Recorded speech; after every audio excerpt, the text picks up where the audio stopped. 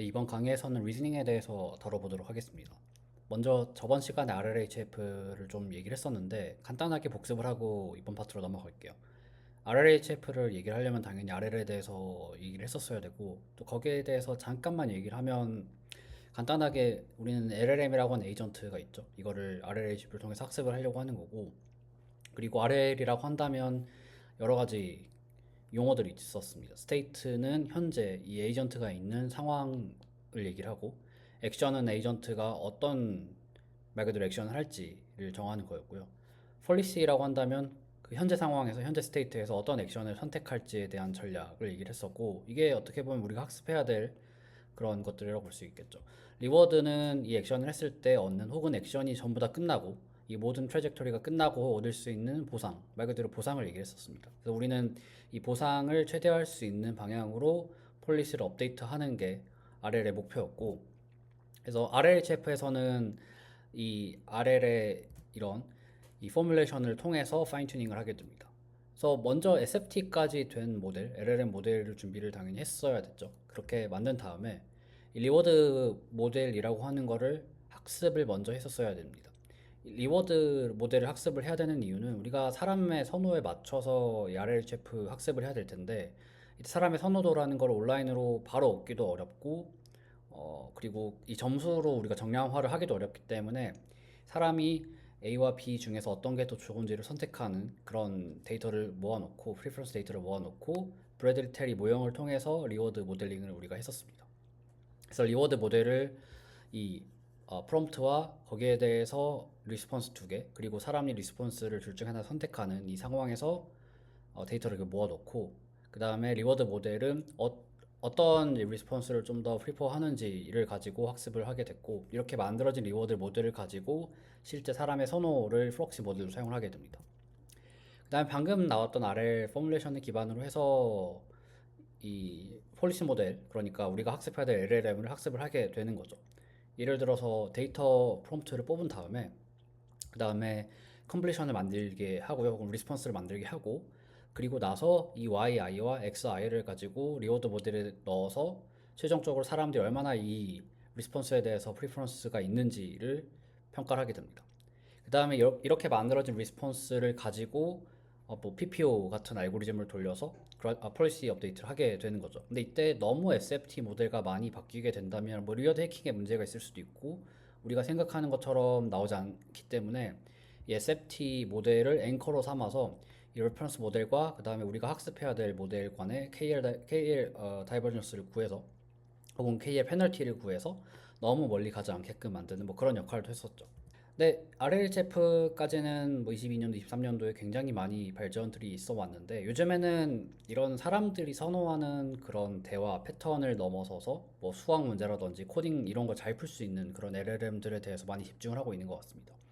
예를 들어서 이거는 2025년 혹은 24년 말에 나왔던 오픈AI 그 GPT-5.1에 관한 얘기인데 그때 GPT-4를 생각을 해본다면 뭐 써봤었다면 뭐 그때도 나름 나쁘지 않았었거든요. 근데 좀 어려운 문제라든지 아니면 여기 있는 것처럼 굉장히 복합적인 혹은 복잡한 되게 어려운 이런 코드나 수학적인 문제에서는 그렇게 성능이 좋진 않았습니다. 근데 5원 나오고 나서는 이런 저희가 얘기하는 트론 리즈닝의 성능을 보여주는 그런 굉장히 큰 발전을 이루었었고 요즘도 이런 LLM들을 사용한다라고 했을 때 되게 어려운 문제를 많이 풀려고 노력을 하잖아요. 그래서 마찬가지로 이렇게 25년, 26년에 리즈닝 모델의 발전은 쭉 이어왔다로 보시면 될 것 같습니다. 예를 들어서 2017년에 트랜스포머가 나온 뒤로 뭐 GPT 시리즈도 나왔고 22년도에 챗GPT가 나왔죠. 챗GPT가 나온 이후에 뭐 GPT-4 혹은 그걸 좀 따라잡기 위한 프론티어 스케일들의 모델들이 23년, 24년도에 나왔는데 24년도 말에 리즈닝 모델이라고 흔히 우리가 얘기하는 O1이 나오고 나서 이제 사람들이 방금 봤었던 이런 굉장히 큰 결과 차이에 대해서 주목을 하기 시작했죠. 그래서 25년도 초에 딥시크에서 대충 이 O1이 어떤 식으로 리즈닝을 했는지에 대해서 비밀을 풀게 되었고 굉장히 빠른 시기에 그리고 나서 이런 패러다임들이 접목이 돼서 여러 가지 리즈닝 모델들이 나오게 됐고 물론 오픈소스 진영에서도 거의 다 리즈닝 모델로 넘어가게 되었죠.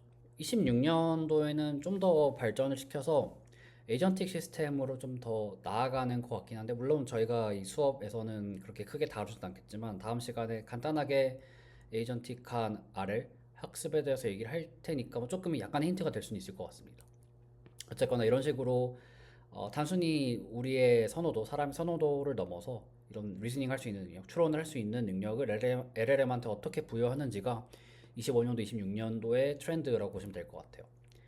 좀 더 다른 예시로 조금 얘기를 해보면 트레이닝 타임 스케일링에 대해서 저희는 얘기를 했었습니다. 뭐냐, 스케일링 러라고 한다면 대부분은 학습 시간을 늘려가지고 스케일링을 한다는 거기 때문에 우리가 흔히 얘기했었던 그런 거죠.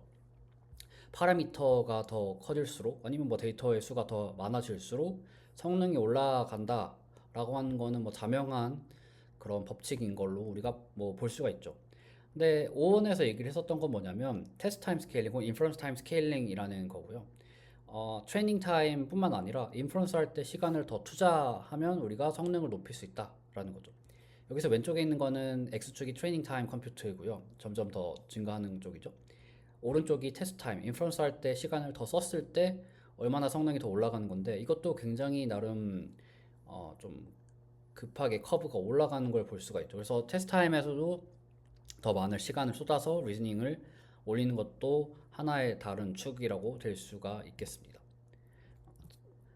그리고 이거 좀 약간 옛날 거긴 하지만 5원 같은 경우에 아니면 지금의 뭐 GPT 5.5라든지 아니면 오퍼스 뭐 4.8 이런 거를 사용을 해보면 내부적으로 생각하는 걸 볼 수가 있죠. 예를 들어서 어떤 질문을 했을 때 질문에 바로 답하는 게 아니고 추론 모델, 리즈닝 모델 같은 경우에는 내부적으로 이런 완전하게 이제 내부에서 생각하는 건 아니고 이거를 한번 정제를 한 거긴 한데 어쨌거나 LLM이 내부에서 어떤 식으로 생각을 하고 그걸 통해서 파이널 앤서를 내뱉는지를 간단하게 힌트를 저희가 얻을 수가 있죠. 이런 식으로 되는 게 어떻게 보면 리즈닝 모델 한 축이라고 볼 수가 있을 것 같습니다. 그래서 이번 시간에서는 이 리즈닝 능력을 학습 없이 할 수 있는 그런 방법들에 대해서 조금 얘기를 할 거고 그 다음에 후반부에서는 이 리즈닝을 높이기 위해서 강화학습 기반으로 어떻게 학습을 하는지를 조금 보려고 합니다. 그래서 먼저 앞부분에 대해서 얘기를 하게 된다면 방금 5원 예시에서 본 것처럼 좀 긴 시퀀스를 내게 된다면 어떻게 보면 이게 모델이 생각할 수 있는 시간을 주고 우리가 문제를 풀 때도 답을 바로 내뱉기보다는 답을 내기 위한 이 풀이 과정들을 쭉 써서 답을 냈잖아요.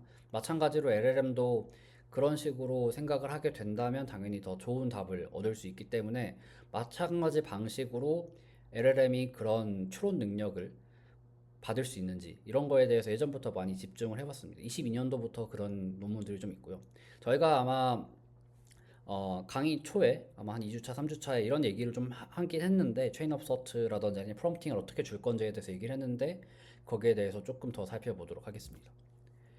그래서 이 학습 없이 이 리즈닝의 능력을 올리는 거는 세 가지로 좀 정리를 해봤습니다. 첫 번째로는 토큰을 얼마나 많이 써서 이 리즈닝을 혹은 정답을 찾아나가는 과정을 좀 더 깊게 할 건지에 대한 거고 두 번째는 이 정답을 찾기 위한 솔루션 스페이스를 어떻게 잘 탐색할 건지인데 이 탐색할 때 위스 그러니까 너비를 좀 더 우선으로 해서 탐색하는 방법에 대해서 살펴볼 거고요.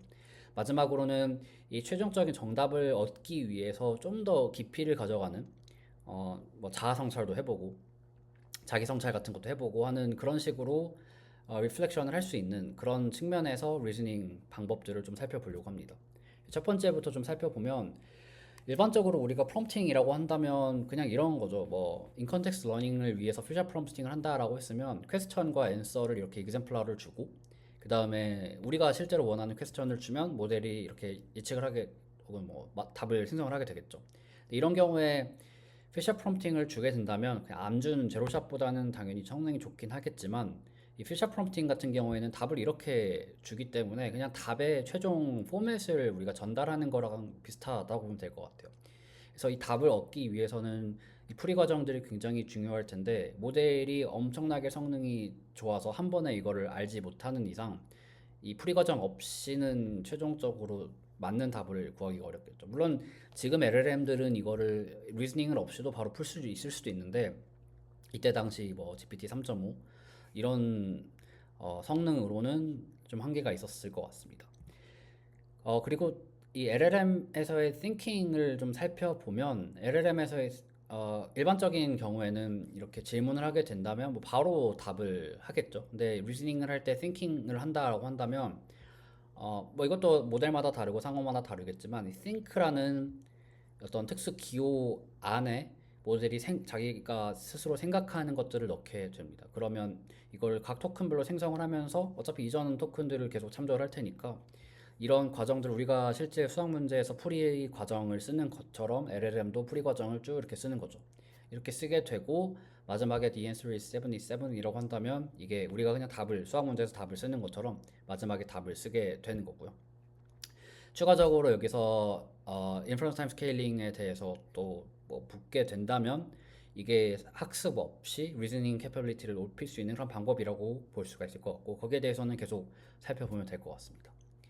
그래서 다시 체인 오브 서트로 넘어가게 되면 일반적인 프롬프팅은 왼쪽처럼 그냥 인컨텍스트 러닝을 한다라고 한다면 체인 오브 서트 프롬프팅 같은 경우에는 퀘스천에 대해서 앤서를 익sem플러를 주기는 하지만 다만 그때 중간중간 풀이 과정을 어떻게 하는지를 우리가 같이 적어 놓게 됩니다. 그러면 모델이 스스로 사고해야 되는 그런 풀이 과정들을 우리가 가이드를 해주는 거고 이 가이드에 따라서 풀이 과정을 이 모델이 쓰기 때문에 그냥 한 번에 답을 냈던 왼쪽의 스탠다드 프롬프팅과 비교해서 COT를 사용을 하게 되면 조금 더 리즈닝을 잘할 수 있다라고 생각을 할 수가 있는 거죠.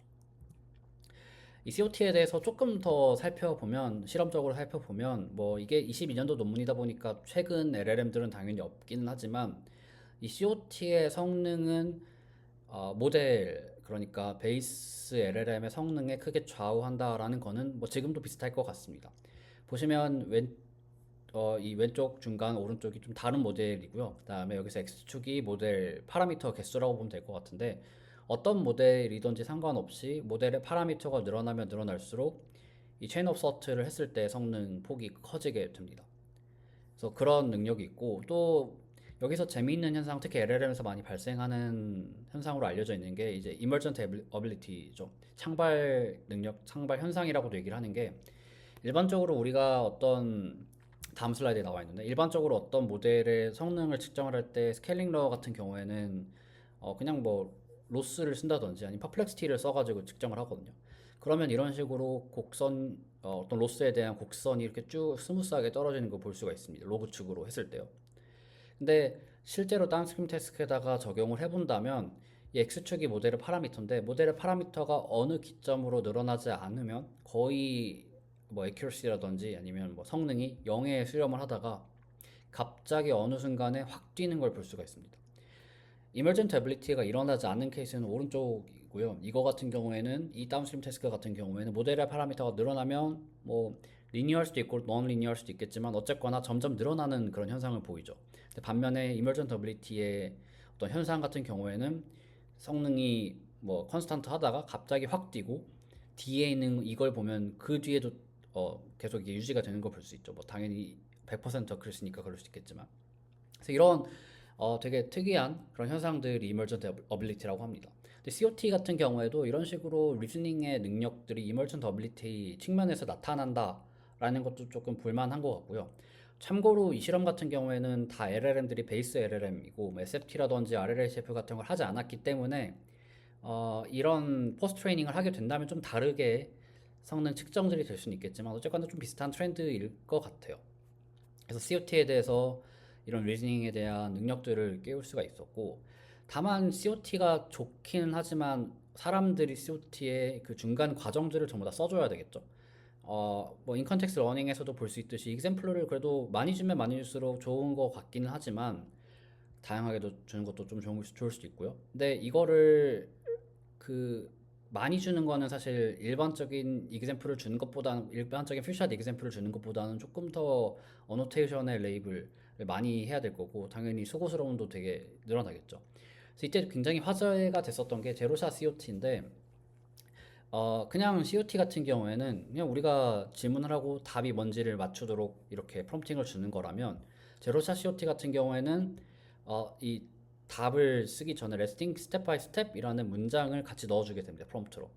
그러면 이 경우에는 퓨처 COT처럼 우리가 COT에 대한 프리 과정들을 다 주진 않았는데도 불구하고 모델이 스스로 think 스텝 바이 스텝을 하라고 우리가 가이드를 줬기 때문에 알아서 내부적으로 이렇게 해주게 되는 거죠. 물론 모델이 어느 정도의 능력의 한계가 있기 때문에 베이스 모델이 가지고 있는 능력 안에서의 리즈닝만 할 수 있겠지만 어쨌거나 이런 식으로 COT에 대한 가이드 없이도 제로샷으로 줄 수도 있다라고 하는 게 한 3년 전에 굉장히 유행했었던 걸로 기억을 합니다. 그래서 성능도 뭐 나쁘진 않았어요. 물론 COT보다는 떨어지겠지만 아무것도 주지 않은 제로샷과 비해서 그냥 우리가 프롬프트에 문장 한 줄만 넣은 거니까 엄청나게 간단하면서도 효과적인 방법이라고 생각을 할 수가 있습니다. 이때 또 얘기가 나왔었던 게 굉장히 이 어떤 제로샷 프롬프트를 주는지가 조금 차이가 많이 났었어요. 예를 들어서 Let's think step by step 같은 경우에는 뭐 스텝 바이 스텝으로 생각을 하도록 유도를 하니까 뭐 성능이 높을 수가 있는데 뭐 약간 어떤 거를 쓰는지에 따라서 에큐러시가 굉장히 차이가 나는 걸 볼 수가 있습니다. 그래서 이런 조금의 프롬프트에 대한 센시티비티가 있긴 하지만 어쨌거나 어느 정도 잘 동작을 했었다라는 게 있었고요.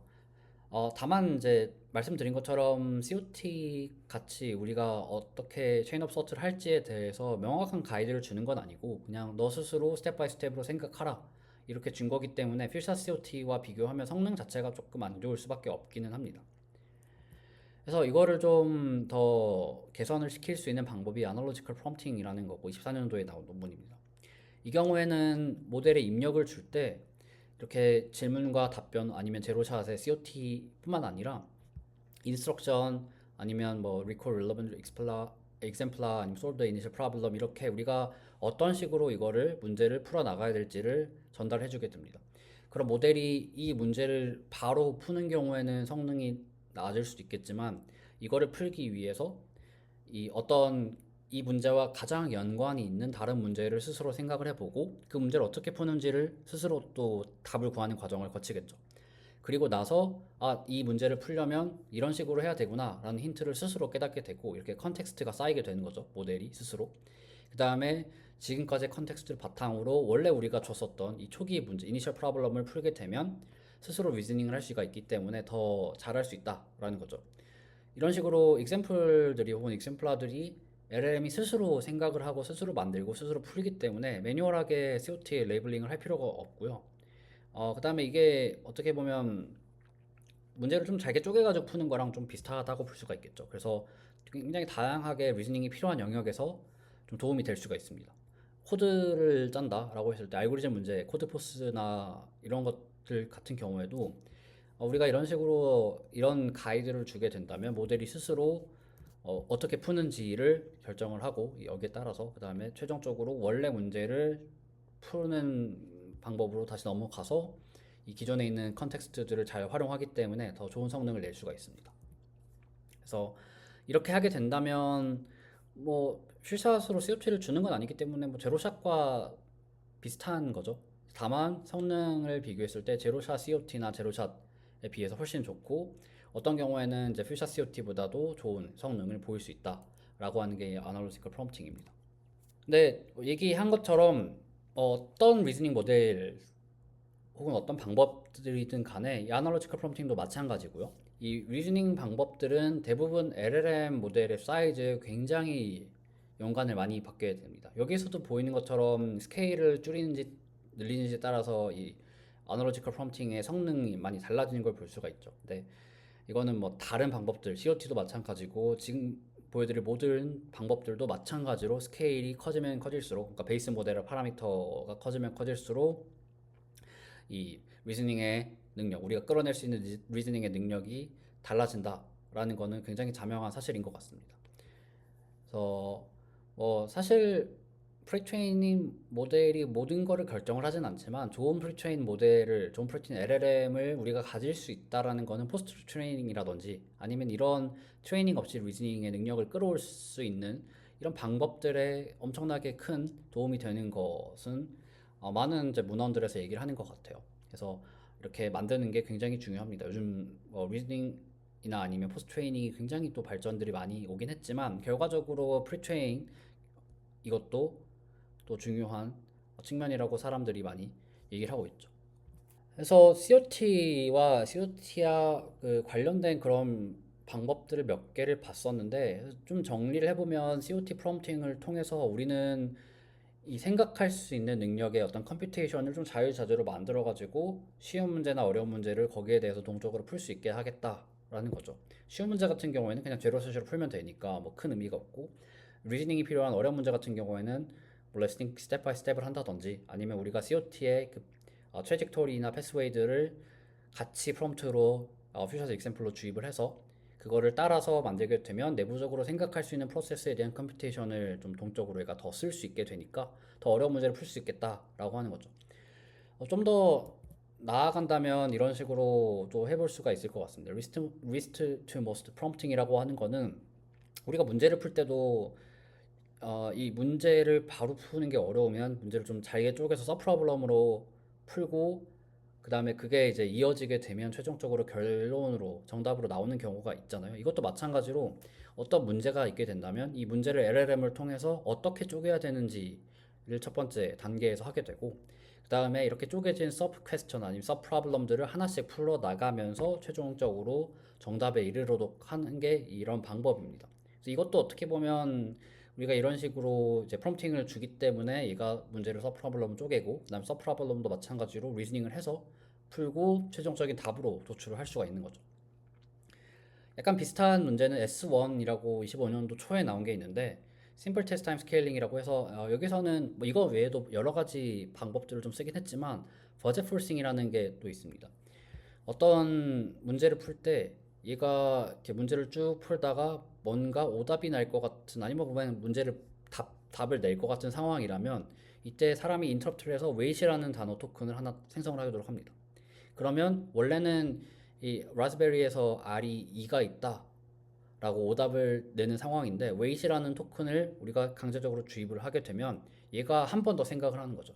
그래서 let's reread the question carefully 이런 식으로 한 번 더 생각을 해서 내부적으로 뭐 약간 이 답에 대해서 이밸류에이션을 할 수도 있고 아닐 수도 있겠지만 이렇게 해서 점점 또 다른 트레이스가 가서 최종적으로는 카운트가 3이다 이렇게 답을 하는 걸 볼 수가 있죠. 그래서 이렇게 버젯 폴싱을 하게 된다면 우리가 얼마나 생각을 할지 이거를 이제 인위적으로 좀 조절할 수가 있고 그렇게 인위적으로 조절하게 된다면 이 thinking time과 accuracy를 생각을 했을 때 더 오래 생각할수록 리즈닝에 대한 성능이 올라간다라고 볼 수가 있을 것 같습니다. 물론 최근에 다룬 논문들은 너무 오버띵킹을 하게 되면 오히려 성능이 나빠진다 뭐 이런 얘기도 있긴 하지만 어쨌거나 이런 어려운 문제 같은 경우에는 리즈닝을 좀 더 오래 생각해서 더 많은 토큰을 가지고 내부적으로 서트를 해서 푸는 게 효과적인 그런 방법 중에 하나인 것 같습니다. 그래서 여기까지 얘기한 것들은 결국 체인 오브 서트와 관련된 내용이고 얼마나 우리가 답을 내기 전에 생각을 할지 토큰을 써가지고 서트를 할지에 대한 얘기였죠. 그래서 기존의 일반적인 프롬프팅 그냥 인컨텍스트 러닝을 하는 그런 스탠다드한 프롬프팅에서는 그냥 어떤 퀘스천과 앤서들을 쭉 나열했으면 여기서는 그것뿐만 아니라 내부에서 사고하는 그런 패스웨이들을 전부 다 라벨링을 해야 된다라는 게 좀 차이점이라고 볼 수가 있을 것 같고요. 그 다음에 이런 방법들은 뭐 LLM이 달라질수록 조금씩 이런 방법들에 대한 것들도 달라질 수는 있겠지만 근데 뭐 여기에서 큰 틀 자체는 변화하지 않을 것 같습니다. 예를 들어서 복잡한 문제에서는 그냥 한 번에 생각하는 것보다는 뭐 쪼개 풀던지 아니면 좀 더 생각을 얘가 하도록 우리가 COT 트레이스를 유도를 하던지 하는 게 당연히 좋은 선택일 수도 있겠죠. 그래서 거기에 대한 측면으로 첫 번째 어프로치를 좀 봤었고 두 번째 측면으로는 이 리즈닝 하는 트래젝토리 아니면 트레이스의 너비를 늘릴 수 있을까에 대한 얘기입니다. 첫 번째 카테고리에서 뭐 COT를 기반으로 해서 여러 가지 리즈닝에 대한 능력들을 끌어올리긴 했는데 근데 여전히 생각을 해보면 거기서 놓치고 있는 부분은 모델이 한 번에 하나의 답만 낸다라는 거죠. 근데 만약에 모델이 여러 개의 후보 답을 내놓고 그 중에서 가장 좋은 걸 고른다든지 뭐 그렇게 할 수 있을 경우에는 좀 더 좋은 성능을 낼 수가 있겠죠. 왜냐하면 모델이 아무리 성능이 좋아도 중간중간에 실수를 할 수가 있을 테니까 그런 경우에는 그냥 버리고 다른 사람이 얘기한 그런 풀이 과정들을 우리가 채택을 해서 최종적인 답으로도 낼 수가 있을 거잖아요. 그래서 그런 방법들도 우리가 어떤 리즈닝의 능력을 올리는 그런 측면이라고 생각을 해볼 수가 있을 것 같습니다. 근데 이제 문제는 뭐냐면 그러면 첫 번째로 가장 좋은 응답을 우리가 어떻게 고를지가 문제가 되겠죠. 그래서 가장 유명한 것 중에 하나는 COT with Self Consistency인데 이 경우에는 이거를 굉장히 간단하게 풉니다. 이 COT 일반적인 COT 같은 경우에는 그냥 LLM이 COT를 해가지고 최종 답은 뭐 14달러입니다 라고 한다면 이거를 그냥 파싱해서 최종 답으로 내겠죠. 근데 이렇게 우리가 파싱을 할 수 있는 그런 문제 같은 경우에는 이 같은 문제를 여러 번 돌리는 거죠.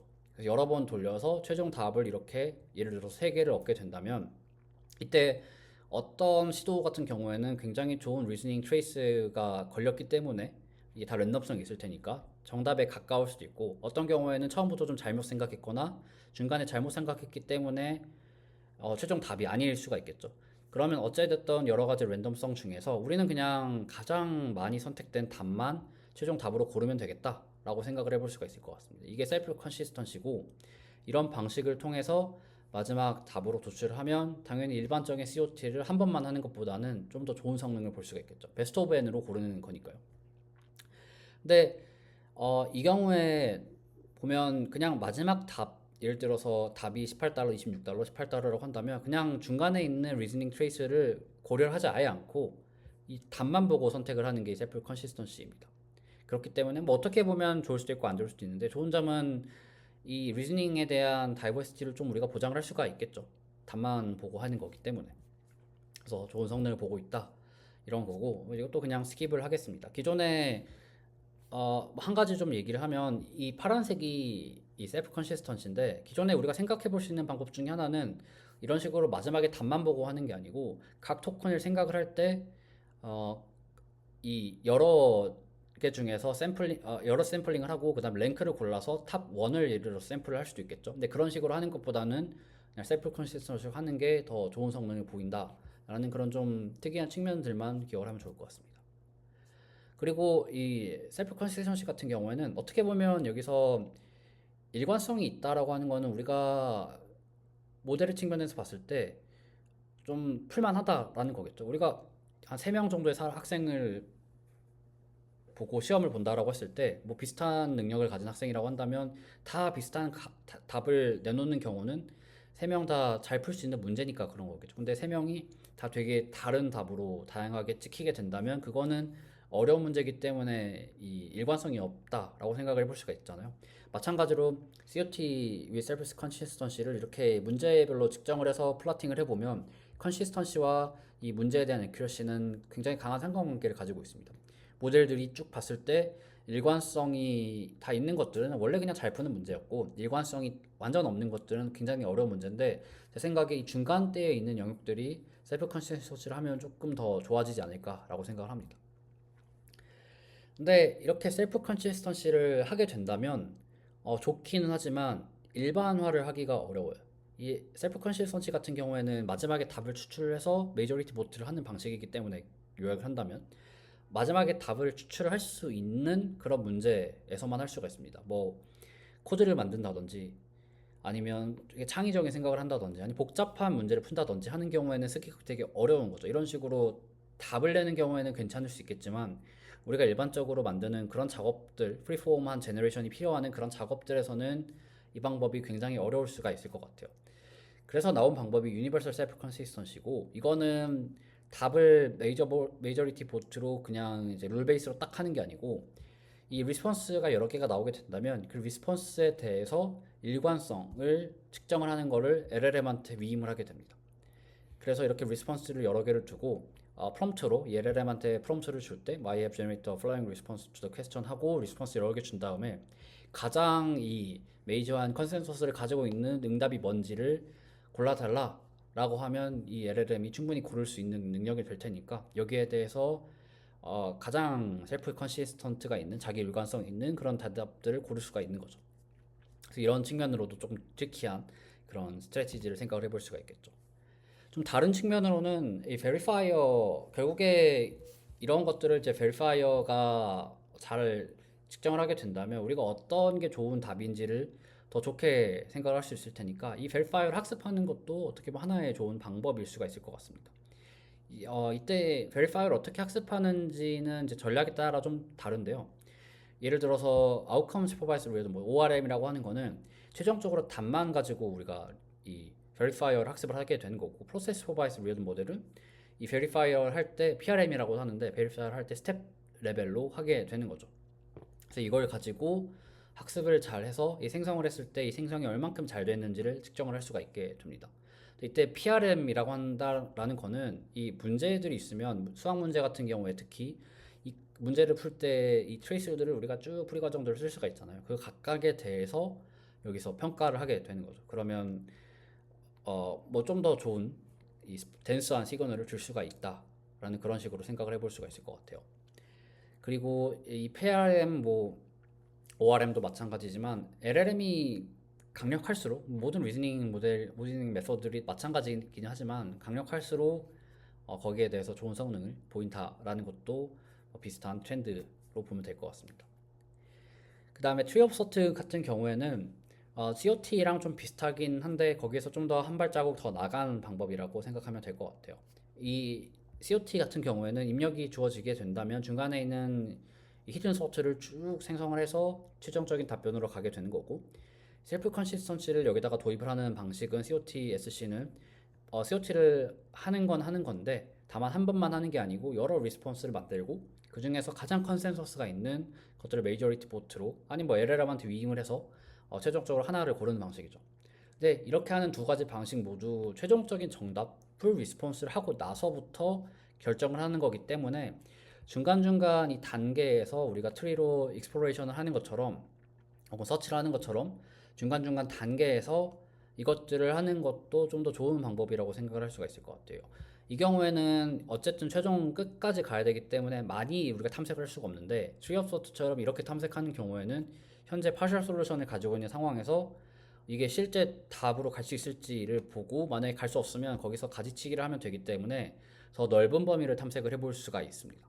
그래서 그게 이제 일반적인 체인 오브 서트와 트리 오브 서트가 다른 점이라고 볼 수가 있겠죠. 그래서 예시를 보면 이 예시 같은 경우에는 입력으로 숫자를 몇 개 주고 그 숫자를 가지고 24를 사치 계산을 통해서 만들 수 있는지를 하는 그런 게임 같은 거예요. 간단한 보드 게임 같은 건데, 여기에서 트리 오브 서트를 적용을 하게 되면 어떤 인풋이 주어지게 되고 거기서 랜덤하게 여러 답변이 나오게 되겠죠. 근데 답변을 한 번에 처음부터 끝까지 다 만드는 게 아니고 중간 단계까지 딱 만들게 됩니다.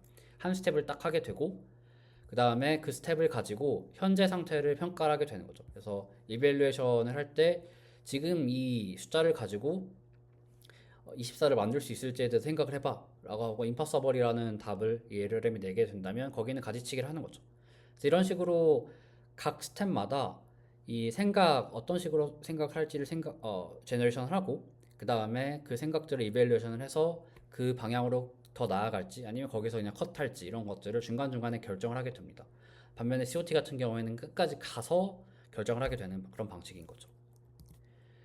그래서 이렇게 TOT를 하게 된다면 뭐 그냥 COT보다는 당연히 좋은 성능을 보일 수가 있고요. 뭐 더 나아가서는 이건 정말 간단한 방법이었는데 몬테칼로 트리서치 같이 강화학습에서 많이 사용했었던 그런 방법들과 같이 결합을 해서 좀 더 좋은 그런 시스템으로도 만들어 볼 수가 있을 것 같아요. 물론 이렇게 하려면 LLM이 일단 당연히 성능이 일단 좋아야겠죠. 뭐 너무나도 당연한 얘기인데 이렇게 셀프 이밸류에이션을 해야 되는 것도 하나 추가돼 있기 때문에 거기에 대해서 LLM이 충분히 할 수 있는 능력이 있는지도 중요하고 그 다음에 거기에 맞춰서 우리가 이런 프롬프트 디자인을 또 해야 된다라는 것도 추가적으로 좀 해야 되는 그런 작업이긴 합니다. 어쨌거나 일반적인 이 프롬프팅과 COT 아니면 COT with 셀프 컨시스턴시와 비교했을 때 훨씬 더 좋은 그런 성능을 보인다라는 것을 이런 방법들에서 얘기를 한 바가 있고요. 그래서 여기까지 종합을 한다면 첫 번째 카테고리에서는 더 많은 토큰을 소비를 해서 COT를 얼마나 잘할 수 있을지에 대한 얘기고, 여기서는 그것뿐만 아니라 우리가 어떤 솔루션까지 가는 이 서치 스페이스를 조금 더 너비 측면에서 많이 보고 그 다음에 그걸 가지고 결정을 할 수 있지 않을까라는 그런 방법이었죠. 근데 가장 중요한 거는 COT with self consistency인 것 같아요. 여기서 많이 출발한 방법인 거죠. 그 다음에 이제 또 얘기를 했었던 게, 이 COT with Self Consistency에서 뭐 베리파이어를 추가적으로 익스터널 한 거를 학습시키고, 그거를 우리가 추가를 해볼 수도 있고, 아니면 트리 오브 서트처럼 이 파셜 솔루션 스페이스를 우리가 서치하고 이벨루에이션 하는 것까지 포함해서 좀 더 너비 탐색을 다양하게 해볼 수 있는 그런 방법들까지 얘기를 했었습니다. 마지막으로는 이 서치하는 혹은 리즈닝하는 트래젝토리를 좀 깊이 측면에서 더 생각을 해볼 수 있는 여지가 있을까라는 거고요. 이거를 얘기를 하는 이유는 뭐 중간 두 번째에서도 마찬가지긴 했지만 LLM이 아무리 좋다고 하더라도 실수를 할 수가 있죠.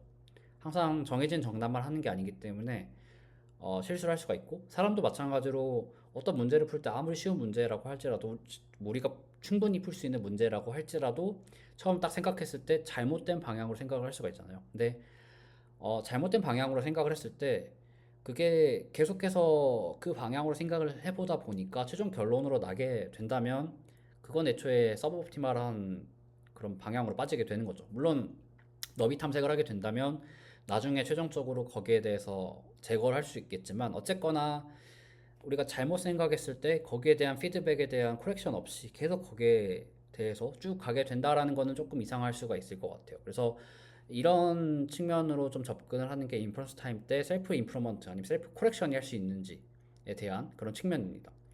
LLM이 충분히 이밸류에이션을 내부적으로 스스로 할 수 있기 때문에 트리업서트에서 본 것처럼요. 그래서 LLM이 내가 지금까지 내뱉었던 것들을 이터레이티브하게 임프루브를 할 수 있을 거고, 그렇게 된다면 잘못된 방향으로 한번 빠지더라도 그걸 다시 교정해서 좋은 방향으로 가게끔 만드는 것도 해볼 수가 있겠죠. 리플렉션이랑 셀프 리파인이 그중 대표적인 하나인 것 같습니다.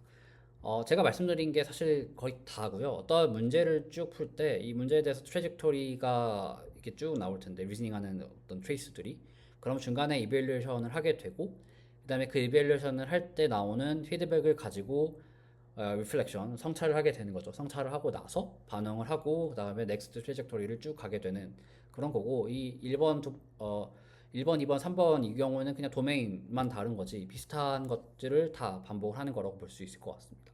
그래서 중요한 거는 이 출력에 대한 이 피드백이고, 그 피드백을 LLM이 내부에서 할 수도 있고, 필요하다면 아니면 우리가 가용할 수 있다면 익스터널한 이밸류에이션 프로토콜을 가지고 피드백을 줄 수도 있겠죠. 그리고 그렇게 인터널한 피드백이 됐든 익스터널한 이밸류에이션 피드백이 됐든 그걸 가지고 셀프 리파인을 LLM이 쭉 하게 되는 게 이런 과정입니다.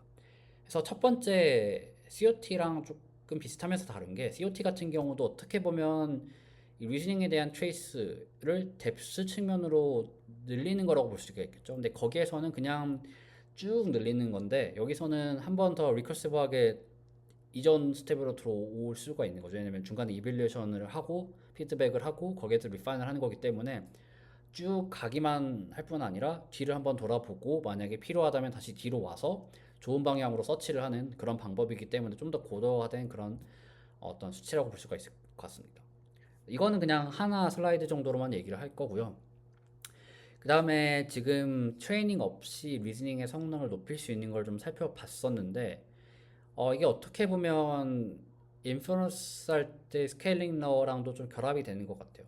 우리가 스케일링 러를 얘기를 했을 때 트레이닝에서의 컴퓨트만 가지고 어떤 최적의 모델, 우리가 만들 수 있는 최적의 모델을 어떻게 만들지를 얘기를 했는데, 이제 이게 리즈닝, 그러니까 지금까지 봤었던 그런 리즈닝을 올릴 수 있는 방법과 같이 결합을 하게 된다면 가지고 있는 인퍼런스의 플러스 버젯에서 항상 좋은, 항상 큰 모델을 만드는 게 옵티멀한 건 아닐 수가 있겠죠. 어떤 경우에는 작은 모델, 조금 더 작은 모델을 가지고 인퍼런스 타임 스케일링을 해서 더 좋은 성능을 보일 수도 있을 거잖아요. 같은 인퍼런스의 플롭스일 때는, 물론 인퍼런스 플롭스가 늘어나면 늘어날수록 좋은 모델을 만드는 건 당연하겠지만, 예를 들어서 이 경우도 보면 이 초록색, 이 410 밀리언이 이 경우에는 주황색보다 훨씬 좋은 성능을 보이는데, 당연히 이런 경우에는 리즈닝을 아무리 하더라도 이게 성능이 세츄레이션이 되겠죠. 왜냐하면 리즈닝 할 때는 LLM의 베이스 사이즈에 영향을 많이 받으니까요. 그래서 이거는 물론 달라질 수는 있는데, 어쨌거나 우리가 원하는 플롭스의 버젯이 있을 때, 인퍼런스 버젯이 있을 때, 그거를 단순히 트레이닝에서 사용한 스케일러만 가지고 예측을 하면, 예단을 하면 안 된다라는 거고, 새로운 한 축이 또 생기는 거라고 생각을 해볼 수가 있을 것 같아요. 그래서 이런 측면에서도 굉장히 이 모델 서빙을 할 때 골치가 아픈 거죠. 이런 여러 가지 축을 가지고 우리가 해야 되기 때문에요. 그래서 여기까지가 트레이닝 없이 리즈닝을 하는 방법이었고, 그 다음에는 이 리스닝이라는 능력들을 트레이닝을 통해서 끌어올릴 수 있을까? 여기에 대해서 좀 생각을 해보려고 합니다. 이 리스닝을 학습하는 것들은 O1에서부터 많이 이제 파퓰라이제이션이 됐었죠. O1을 다시 생각을 해본다면 처음에 테스트 타임 스케일링과 트레이닝 타임 스케일링으로 나눠서 얘기를 했었습니다.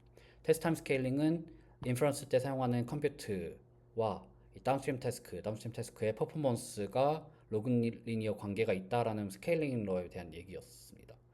물론 그냥 단순한 어떤 LLM 모델을 가지고 베이스 모델 같은 걸 가지고 한다면 조금 얘기가 달라질 수 있는데 오원의 경우에는 이 리즈닝에 대한 능력들이 아래를 기반으로 해서 많이들 얻어졌기 때문에 그게 인퍼런스 타임 스케일링을 통해서 혹은 테스트 타임 스케일링을 통해서 극대화가 될 수가 있는 거죠. 이 테스트 타임 스케일링은 계속 배웠었던 COT를 길게 한다든지 아니면 여러 뭐 패러렐한 웨이로 이 리즈닝을 한다든지 트레이스를 만든다든지 이런 것들을 포함을 해서 만들 수가 있겠죠. 그래서 그것들을 통해서 이렇게 인퍼런스 타임 스케일링의 스케일링 러를 만들 수가 있습니다. 근데 그것도 중요하지만 트레이닝 타임에서의 스케일링도 여전히 유효하죠. 특히 이 포스트 트레이닝에서 아래를 어떻게 잘 써가지고 이것들을 유지할 수 있냐가 중요한 법칙으로 계속 유효하다고 보면 될 것 같습니다. 그래서 여기서 할 수 있는 코어한 어떤 질문은 이 RL 트레이닝을 스케일링을 해서 얻는 이런 리즈닝의 성능들이 이 베이스 모델이 가지고 있는 그런 리즈닝의 캐퍼빌리티를 끌어올리는 건지 아니면 이 RL을 통해서 실제로 새로운 걸 우리가 주입을 하는 건지 이런 것들에 대한 질문들이 굉장히 많기는 합니다. 근데 그거는 이제 다음에 한번 간단하게 얘기를 하도록 하고 여기서는 이렇게 RL을 통해서 리즈닝에 대한 캐퍼빌리티를 올릴 수 있다. 트레이닝 타임 스케일링 통해서 올릴 수 있다. 정도를 얘기를 할 수가 있을 것 같고요. 그러면 종합을 하면 우리가 가지고 있는 스케일링 법칙, 특히 트레이닝 타임의 스케일링 법칙은 두 개가 있는 거죠. 프리 트레이닝과 포스트 트레이닝으로 나눌 수가 있고 프리 트레이닝에서는 물론 프리 트레이닝에서 사용한 어떤 모델 아키텍처의 사이즈라든지 아니면 프리 트레이닝 데이터 토큰 수에 따라서 스케일링러가 있다라는 어떻게 보면 당연한 얘기를 하는 거고 포스트 트레이닝도 이렇게 잘 만들어진 프리 트레이닝에 대한 모델을 한 번 더 포스트 트레이닝을 할 때 거기에서 사용하는 어떤 RL 스케일링을 좀 더 크게 가져간다면 이런 리즈닝에 대한 성능 이런 것들이 더 올라갈 수 있다에 대한 얘기고요. 당연하게도 세 번째 축이 하나가 더 있게 되는 거죠. 인퍼런스 할 때, 테스트 할 때도 인퍼런스 타임 스케일링도 할 수가 있으니까 우리가 LLM에서의 성능은 사실 하나의 축만 있는 게 아니고 세 개의 축이 각자 다 다른 스케일링 액시스를 가지고 있다 정도로 생각을 하면 될 것 같아요. 그리고 계속 얘기했지만 이 아래를 스케일링 한다라는 게 굉장히 요즘에는 유효한 법칙으로 알려져 있는 것 같고 되게 많은 프론티어 랩들이 여기에 집중을 하고 있습니다. 24년도 말부터 25년도 초까지 오픈 AI에서 GPT-5.1을 내고 그다음에 딥시크 R1 같은 게 나오면서 이 리즈닝 모델에 대한 것들을 어떤 식으로 만드는지 사람들이 많이 연구들을 했었고요. 가장 대표적인 방법이 Verifiable Reward라는 검증 가능한 보상을 통해서 이런 스케일링, RL 스케일링을 하게 됩니다. 물론 RLHF도 스케일링을 할 수 있지만 그런 식으로도 많이 하고 있지만 최근에 리즈닝 모델을 좋은 걸 만들기 위해서 굉장히 많이 사용하는 방법 중에 하나가 이 Verifiable Reward를 통해서 RL을 돌린다 정도 얘기하면 될 것 같아요. 그래서 트레이닝 타임 때 이렇게 RL 스케일링으로 학습을 잘 하고 테스트 타임 때, 인퍼런스 타임 때 여러 가지 리즈닝 법칙들을 리즈닝 그 전략들을 통해서 컴퓨터 스케일링을 하고 그런 식으로 진행을 하는 거죠. 참고로 아래를 여기서 체리 온 탑이라고 많이 비유를 해서 저도 그에 대한 슬라이드를 좀 들고 왔는데 얀 르쿤이 16년도에 뉴립스 그때 당시에 닙스였죠. 닙스에서 이제 했었던 슬라이드 한 장을 가져왔습니다. 여기서 비유를 어떤 식으로 했냐면 케이크 있을 때 케이크의 그 전반적인 부분은 이제 언슈퍼바이저하게 어떻게 보면 LLM에서 프리 트레이닝을 하는 게 어떻게 보면 케이크를 만드는 거라고 볼 수가 있을 것 같아요. 그다음에 그때 이제 케이크에 이제 그 아이싱이라고 하죠. 이 주변부에 덮는 이런 크림들을 바르는 거를 슈퍼바이즈 러닝으로 할 수 있다라고 얘기를 했었는데 지금 LLM에서도 뭐 SFT라든지 이런 슈퍼바이즈 러닝한 방식으로 한 번 더 포스트 트레이닝을 하거나 아니면 미 트레이닝 하는 걸 생각을 해보면 마찬가지로 접근을 할 수가 있을 것 같고요. 마지막에 뭐 장식을 올린다든지 할 때 최종적으로 예를 들어서 장식 있는 케이크를 만든다라고 한다면 케이크 그 자체도 중요하지만 장식도 굉장히 중요한 요소잖아요. 그래서 그렇게 체리를 올리는 그런 장식들은 퓨어하는 레인포스먼트 러닝으로 할 수 있다라는 얘기였는데 마찬가지로 지금도 이런 R을 기반을 해서 이렇게 최종적인 케이크의 형식으로 만드는 거죠. 이게 10년 전에 슬라이드긴 했지만 지금도 약간 관통하고 있는 그런 핵심 메시지라고 보면 될 것 같습니다. 그래서 Verifiable Weird를 통해서 아래를 하는 거에 대해서 설명을 드릴 차례인데 이게 중요하다는 사실은 인지를 하시면 될 것 같고요. 이 Verifiable Weird를 통해서 아래를 한다는 게 뭐냐면 RLHF에서 배웠었던 아래를 동일하게 하는데 이때 LLM이 내놓았던 리스폰스를 정말 예를 들어서 1 아니면 0으로 우리가 딱 그 엄밀하게 진단을 할 수 있는 그런 태스크에서 하겠다라는 거고, 그리고 그런 태스크에서 리스폰스를 딱 검증이 가능한 그런 것들로 리워드를 주겠다라고 하는 거죠. RLHF랑 비교해서 생각을 해본다면 RLHF는 사람의 선호도를 어떻게 보면 보상을 주는 거잖아요. 리워드를 주는 거잖아요. 근데 그걸 직접적으로 줄 수가 없으니까 리워드 모델이라고 하는 프록시 모델을 만들어서 주는 거죠. 근데 이거는 100% 검증 가능한 것 같지는 않아요. 사람마다 선호도라는 게 다르기 때문에 어떤 사람은 이게 더 좋다라고 하지만 또 다른 사람은 저게 더 좋다라고 하는 것처럼. 근데 예를 들어서 수학에서 최종 답을 가지고 검증을 하는 거는 항상 정해져 있는 거잖아요. 답은 항상 같은 거니까. 혹은 코드에서 유닛 테스트를 잘 짰으면 물론 코드의 내부적인 것들은 다를 수가 있겠지만 이 코드를 가지고 내놓은 아웃컴들은 유닛 테스트를 성공했는지 실패했는지에 따라서 확실하게 우리가 디터미니스틱하게 검증을 할 수가 있을 것 같습니다. 그래서 이런 식으로 검증이 가능한 영역에서 검증 가능한 리워드를 주겠다라고 하는 게 RLVR이라고 하는 거고요. 따라서 사람의 선호도를 기반으로 해서 만들어지는 리워드 모델이 필요로 하지 않습니다. 이 오른쪽에는 그림처럼 에이전트가 리워드를 받을 때는 이 베리파이어블한 리워드에서 그냥 직접적으로 받으면 되니까요. 예를 들어서 에이전트가 LLM 에이전트가 어떤 코드를 작성을 했으면 그 코드를 가지고 유닛 테스트가 성공했는지를 측정을 자동적으로 하게 되고, 그리고 그것들은 불변하죠. 유닛 테스트가 어떤 랜덤성이 있는 건 아니잖아요. 그렇게 해서 검증 가능한 보상이 있으면 그 보상을 에이전트한테 주고, 그리고 동일하게 그냥 RL 알고리즘을 돌릴 수가 있게 됩니다. 그럼 여기서 RL 스케일링을 한다라는 거는 이 리즈닝하는 태스크, Verifiable Weird를 주는 태스크를 늘릴 수도 있고, 거기에 대한 영역을 늘린다든지, 뭐 개수를 늘린다든지 등등이 있겠죠. 물론 그렇게 하게 된다면 예를 들어서 유닛 테스트를 다 짜줘야 되고 이 뭐 터미널 환경에서 리워드를 준다라고 한다면 거기에 대해서 세팅도 해줘야 되고 등등 할 게 된 게 많긴 하지만 어쨌거나 스케일링을 이 RL 측면에서 할 수가 있게 됩니다. 그래서 이렇게 리즈닝에 대한 능력들이 생기다 보니까 인퍼런스 타임 스케일링도 훨씬 더 잘 되게 되는 거죠. 참고로 이 RL with Verifiable Reward를 RLVR로 얘기를 많이 하죠. 줄여서. 이 RLVR인 용어는 툴루 3에서 나온 거고 24년도 아마 논문이었을 거예요. AI2에서 나온 논문인데 이게 이제 좀 많이 유행이 됐던 거는 O1과 그다음에 딥시크 R1이 나오면서 이제 사람들이 많이 주목을 했었던 거로 보여집니다. 그래서 RLVR에 대해서 다시 한번 얘기를 하면 RLHF와 RLVR 전부 다 RL을 돌리는 건 동일하죠. 근데 리워드를 어디서 받는지가 다르다라고 보면 될 것 같습니다. 다시 한번 이제 서머리를 하자면 RLHF는 리워드 모델, 이 리워드 모델이 이 리워드를 주게 되고 이 리워드 모델이 리워드를 준다라는 말은 사람의 프리퍼런스를 기반으로 해서 이 리워드 모델 학습이 됐기 때문에 어쨌거나 서브젝티브한 퀄리티에 대한 스코어를 주는 거죠. 그게 RLHF고 RLVR은 우리가 정말 이 코렉트니스를 체크할 수 있는 수학이라든지 코드라든지 이런 좀 영역들에 대해서 이 검증할 수 있는 함수를 우리가 구현을 해놓고 그 함수에 따라서 리워드를 주겠다라고 하는 게 RLVR이 되겠습니다. 그래서 이 리워드 모델과 리워드를 줄 수 있는 환경들만 좀 다른 거고 학습과 아니면 프롬프트와 이 컴플리션 리스폰스가 있다 아니면 에이전트가 있고 뭐 RL을 폴리시 업데이트를 한다라는 점은 RLVR과 RLHF가 동일하다로 기억을 하시면 좋을 것 같아요. 그래서 Verifiable Weird가 뭐냐 생각을 해보면 여러 도메인에 대해서 이게 example를 조금 준비를 했는데 예를 들어 이런 거죠. 수학 문제 같은 경우에는 Verifier 그러니까 검증기라고 한다면 이 검증기는 최종적인 정답을 익스트랙션 하는 거고요. 리워드 같은 경우에는 예를 들어서 맞으면 1, 틀리면 0이 되겠죠.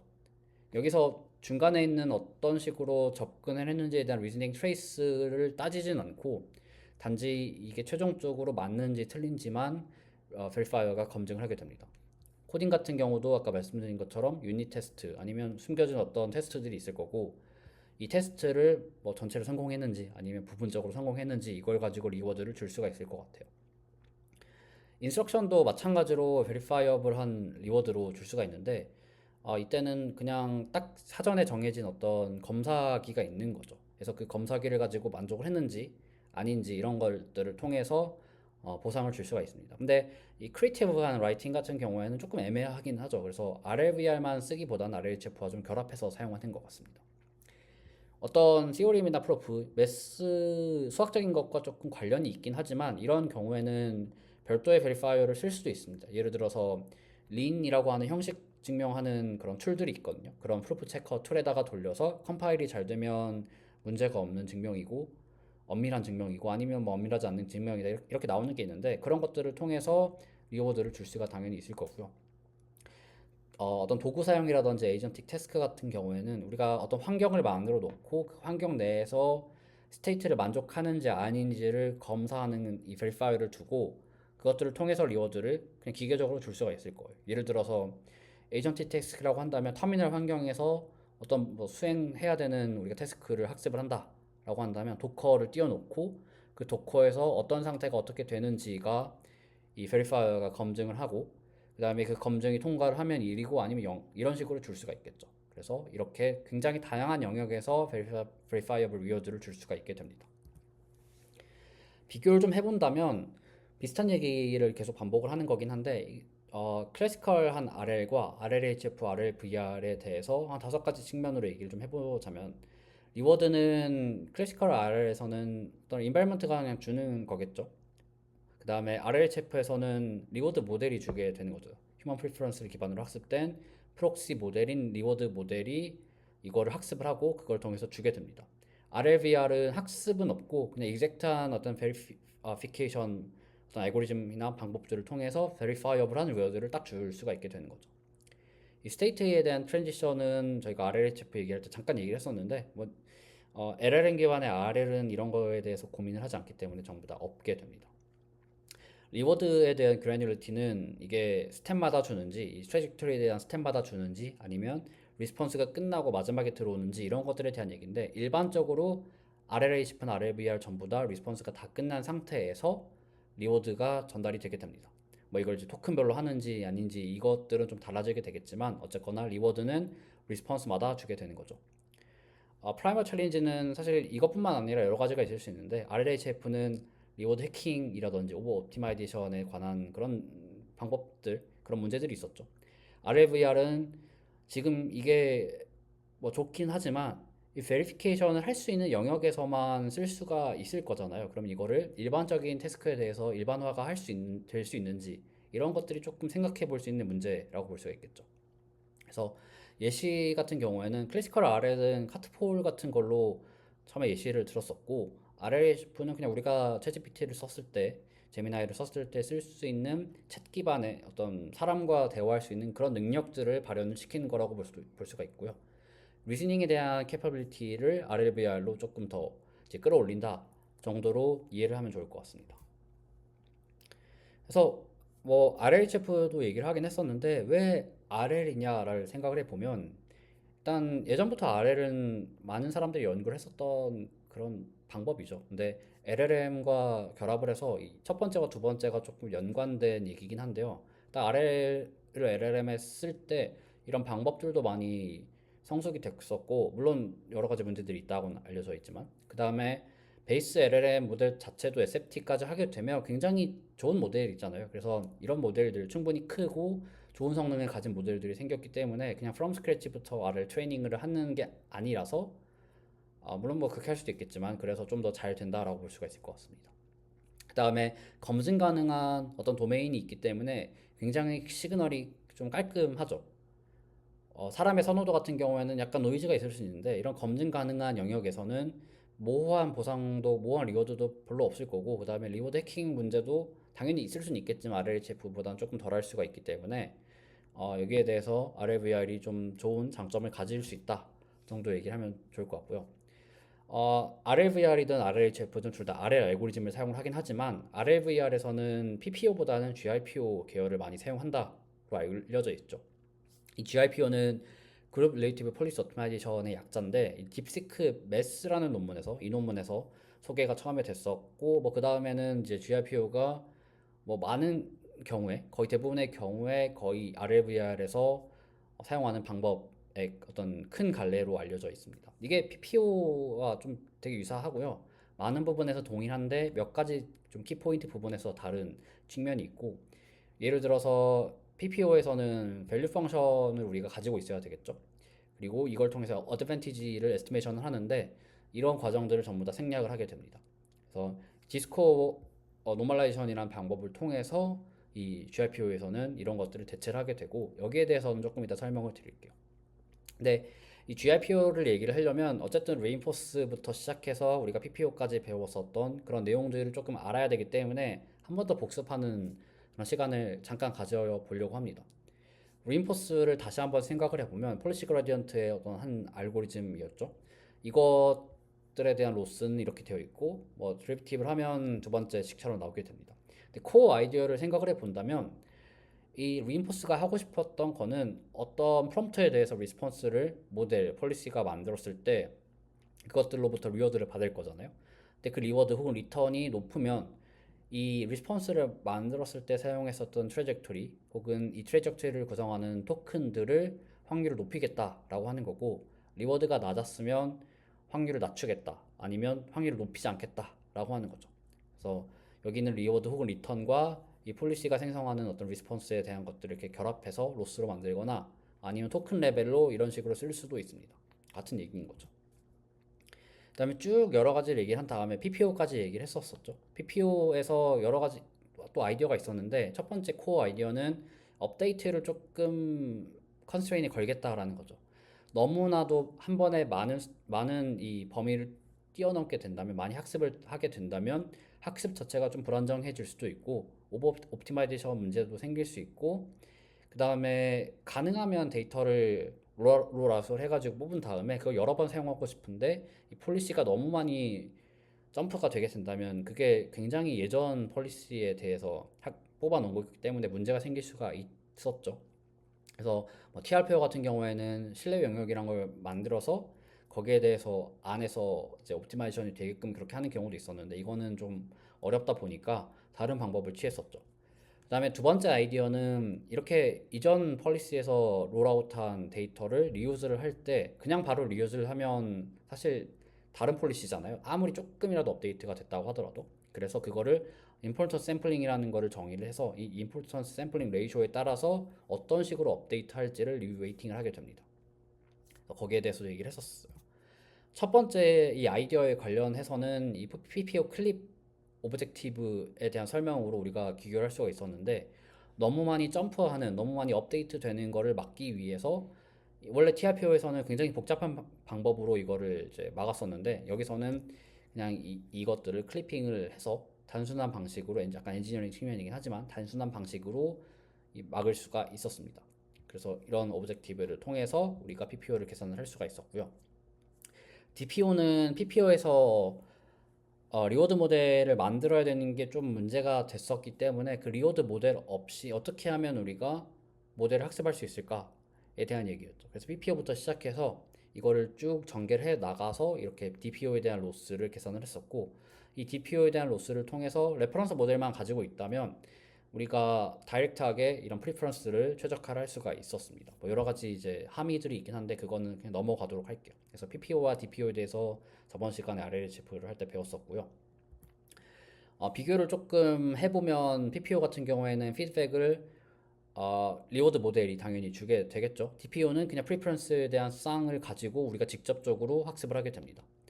그리고 PPO 같은 경우에는 리워드 모델이 익스플릿하게 피드백을 주는 거고 DPO는 내부적으로 임플리시트한 리워드라고 그때 얘기를 했었는데 그렇게 리워드가 전달이 되게 되죠.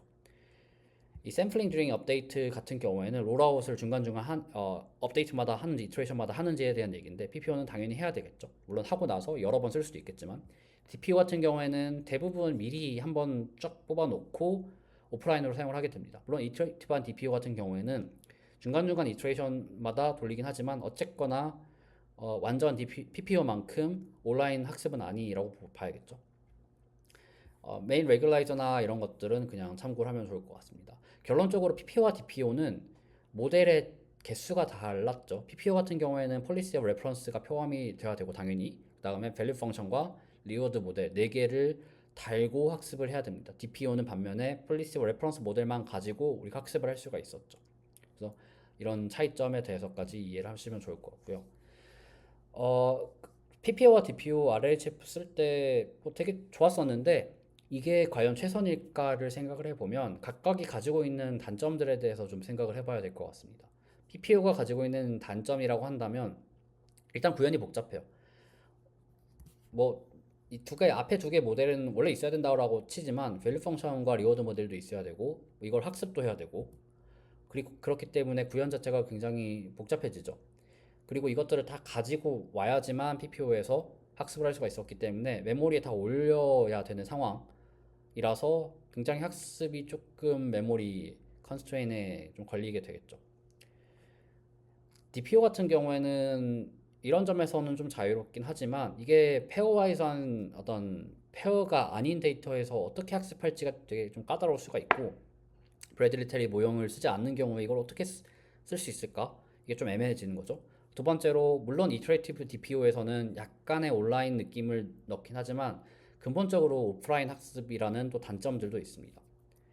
그래서 그것들을 가지고 이제 GRPO를 이제 계속 끌고 나갈 텐데 먼저 GRPO를 얘기를 하기 전에 이 RLO부터 좀 얘기를 하려고 합니다. Reinforce Leave One Out이라는 얘기고요.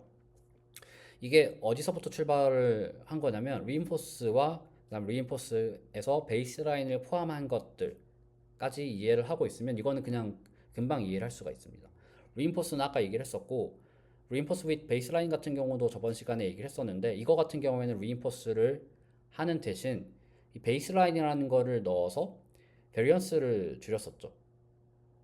이 베이스라인을 어떤 식으로 하는지에 따라서 이제 세팅들이 달라지는 건데 베이스라인을 배치 내에 있는 어떤 리스폰스의 리워드의 평균으로도 줄 수가 있고 디폴트 세팅이고 이거를 밸류 펑션을 통해서 추정을 하다 보면 이게 점점 더 PPO까지 가게 되는 거죠. 액터 크리틱부터 해서. 근데 RLO에서 하겠다라고 하는 거는 이렇게 어려운 밸류 펑션 이런 걸 쓰지 말고 어떤 프롬프트 하나가 주어지면 그 프롬프트마다 K개의 리스폰스를 뽑게 됩니다. 그 다음에 두 번째로 자기 자신을 제외하고 K-1개에 대한 리스폰스에 대해서 리워드의 평균을 베이스라인으로 삼는 거예요. 식이 이렇게 되는데 이 식을 가지고 어드밴티지를 이렇게 우리가 뽑을 수가 있게 됩니다. 그래서 어떤 프롬프트 혹은 프리픽스 S가 있고 거기에 대해서 이 AK라고 하는 게 있으면 여기에 대한 베이스라인은 이 K번째 제외하고 나머지 샘플들에 대한 나머지 리스폰스에 대한 이 리워드의 평균이고 이걸 베이스로 삼아서 최종적인 어드밴티지로 쓰겠다라는 거죠. 이게 그러면 reinforce with baseline과 어떤 게 다른가를 조금 생각을 해보면 헷갈릴 수 있거든요. reinforce with baseline에서 배치에 있는 샘플들의 리워드의 평균은 처음에 이 프롬프트를 랜덤하게 n개를 주고 그거를 각각 하나씩 리스폰스를 뽑은 다음에 그 다음에 리워드를 주고 그 다음에 평균을 내는 거죠.